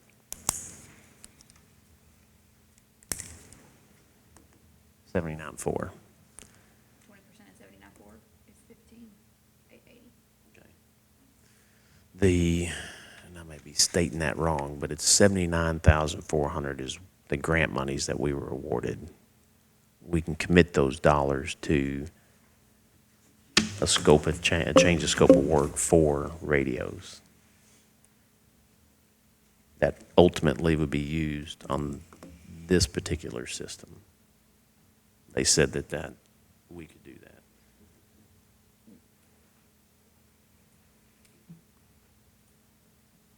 I guess my question is, what's that have to do with it? Where does that play into this budget? Well, we would have, there's a portion of that 79.4 that we have to pay. KOHS gives you the 80/20. So, can you just try to find approved grant? I don't know what year that was, 2019, 2020? 79,400. I'm just trying to figure out if we want to budget that money or leave it in the line of credit, and if we're awarded this fall, we can pull from that line of credit, cover that 20%, if you want to make it simple on us. I think that's the simplest thing to do at this point. Okay, we can do that. So the 216 for the 1.1 million, Yeah, I think, didn't we make that decision based on yes. more knowledge from those people if it is awarded? But let's talk about this. If we, I guess we didn't agree, but if we did that 320, that 200, I think we would have been over what we needed anyway, that if you took that back, it really wouldn't be 220 needed. Am I wrong? I don't know if I think the 340 would have put us in a positive, or 320 would have put us in a positive to where the As it sits 220 now, yes. is less. But it's pulling, so you're really pulling, well, essentially,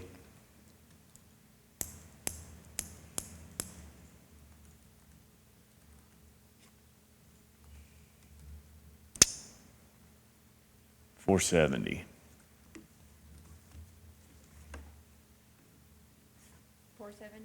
If you're doing COLA and that, basically, if we're calling it COLA, let's just do it. 251.9 plus the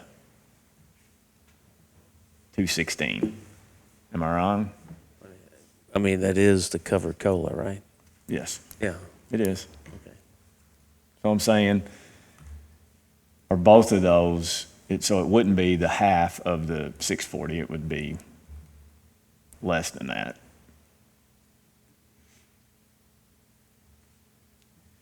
I'm saying, to balance this budget, if we did the COLA and what did we just say that was, 216? This is 216. Yes, for the 20%. 251,900 is the 3%. Plus 216.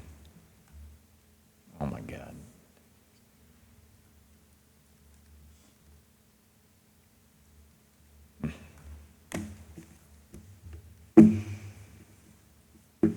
You adding both of those I together? did. 467.9. 216 and 351.9? No, 251.9. 251.9.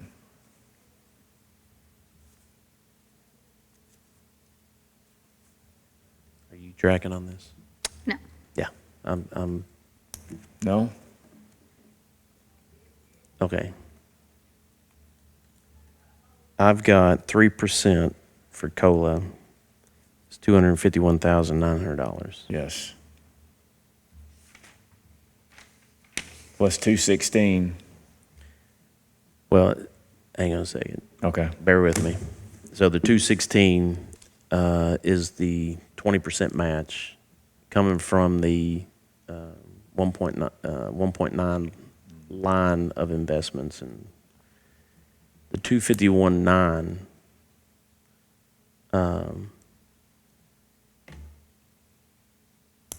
that's coming from, we had discussed, that's coming from the 6, we wanted to take out of the budgeted 640 Yeah, well, and So- take half of it. right. But you wouldn't need the entire 320 for that 251. So what I'm saying is if you essentially used that 1.9 for both of those, forget the 320, that's not added to it. It's the 251.9 plus the 216. You're talking about taking 467.9 from the 1.9 Yes. to balance.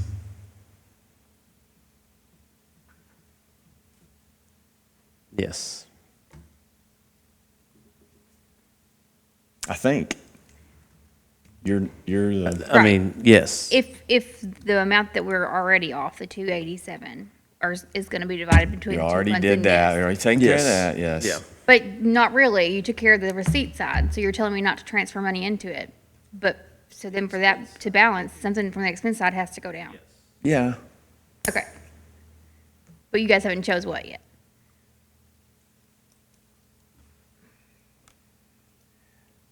I mean, because we're not,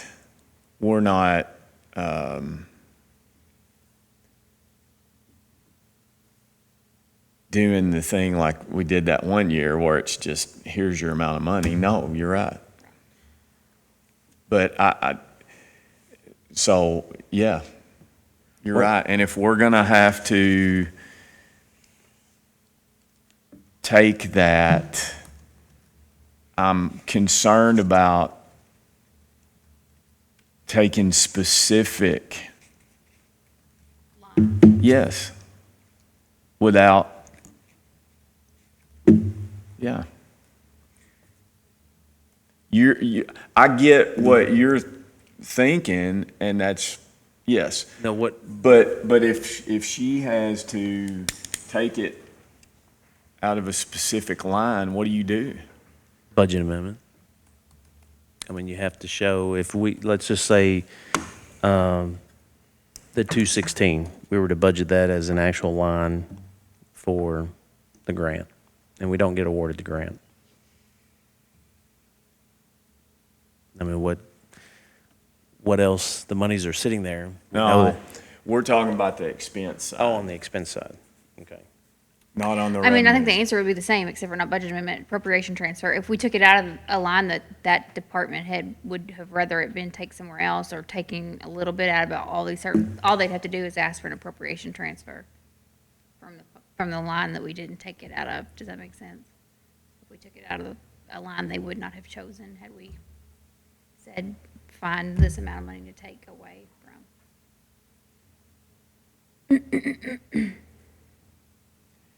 Well, to be honest with you, I think at this point you choose one, and that is not, to me, if that change is made between now and the second reading, that is not enough of a significant change to me if you are changing where that is coming from. Right, I see what you're Which saying. number are you talking about? I'm sorry. On On the- what you just said. On the expense side, from whatever it's taken from out of their budgets. No, I would agree that $16.5 million, if that's the only thing that this budget has to worry about, I don't think that that would be enough to be substantially changing it. And really, the bottom line wouldn't change if you're changing where it's No. from. It'd just be individual lines might Right. move up and down within Yes. that budget. Yes. They don't care about, DLG doesn't care about that. They care Yes. mostly about the bottom line, the bottom. Yeah. row. And I think as long as we understand, it's not, for lack of better terms, inappropriate. It's the total, it's the total, not the individuals. Well, I think what we found is that although there was difference of opinion, substantially is not just a dollar amount. You know what I'm talking about? I think what we found was that an opinion, now I'm not saying this was statutory, but in an opinion, it was enough to substantially change. So, but even knowing that, what we just discussed, I do not think that that substantially changes the budget.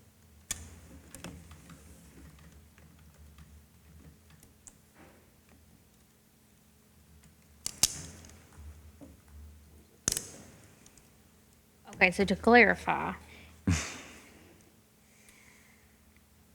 if we choose a line to divide between the 287, and then you do a COLA and take it out of the broadband, and the amount that's currently in broadband, and if you do a 20% for the KOHS, which is 216, and you take it out of the investment account, then you should balance as long as you're not changing anything else. Now, Oh, no. no. Not another now. She's got a few hours to go actually put all what we just sat down and did for the past 3 days. Any significant things that may, I'm looking back on my list of things that we needed to come back and talk about.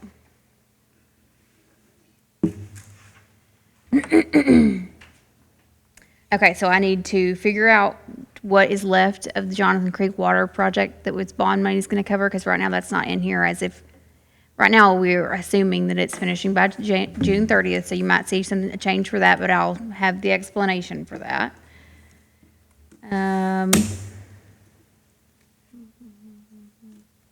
I'll change the training and fringe pay if there's not anybody who's got to be doubly paid for training and fringe, and that can come off of what has to be taken out of whatever lines you choose to take it from. Yeah.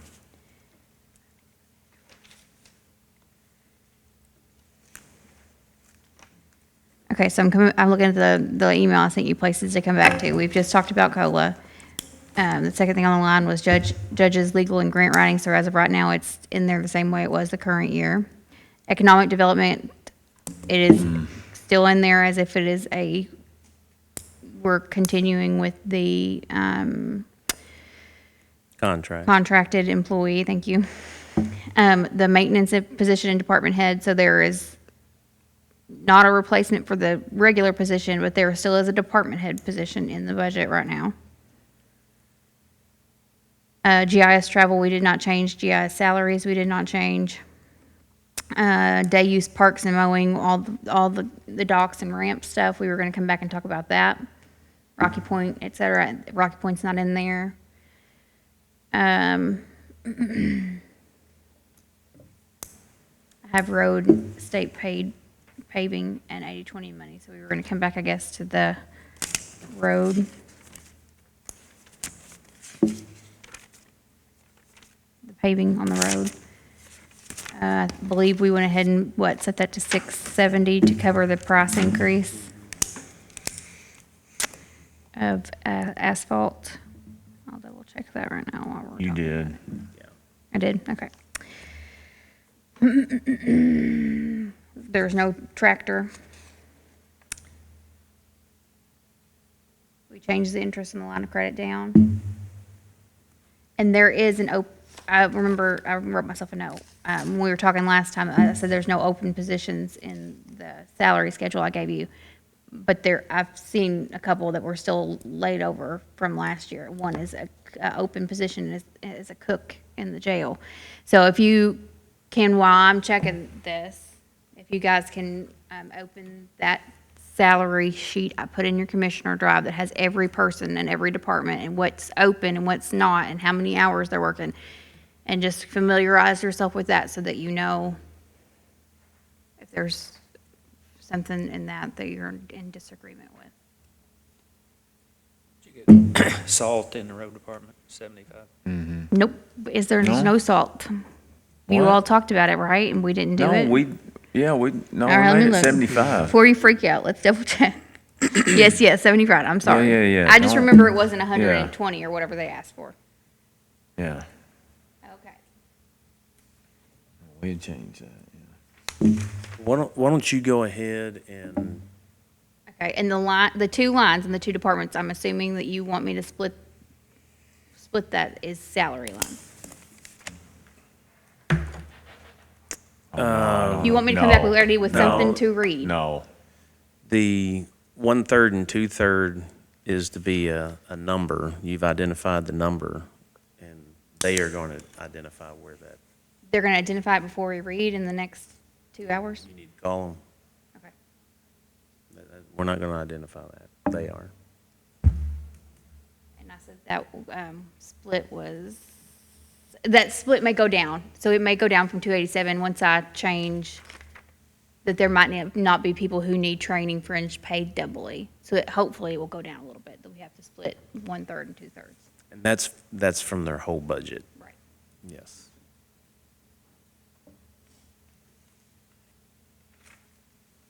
Okay. All right. Time's clicking. We got 2 hours. The good thing is we can meet at 3. I'll check as much as I can check. When you get up here, we'll be here. Surely, even if there is some little flub, it wouldn't be enough to be a significant change between the first and second reading.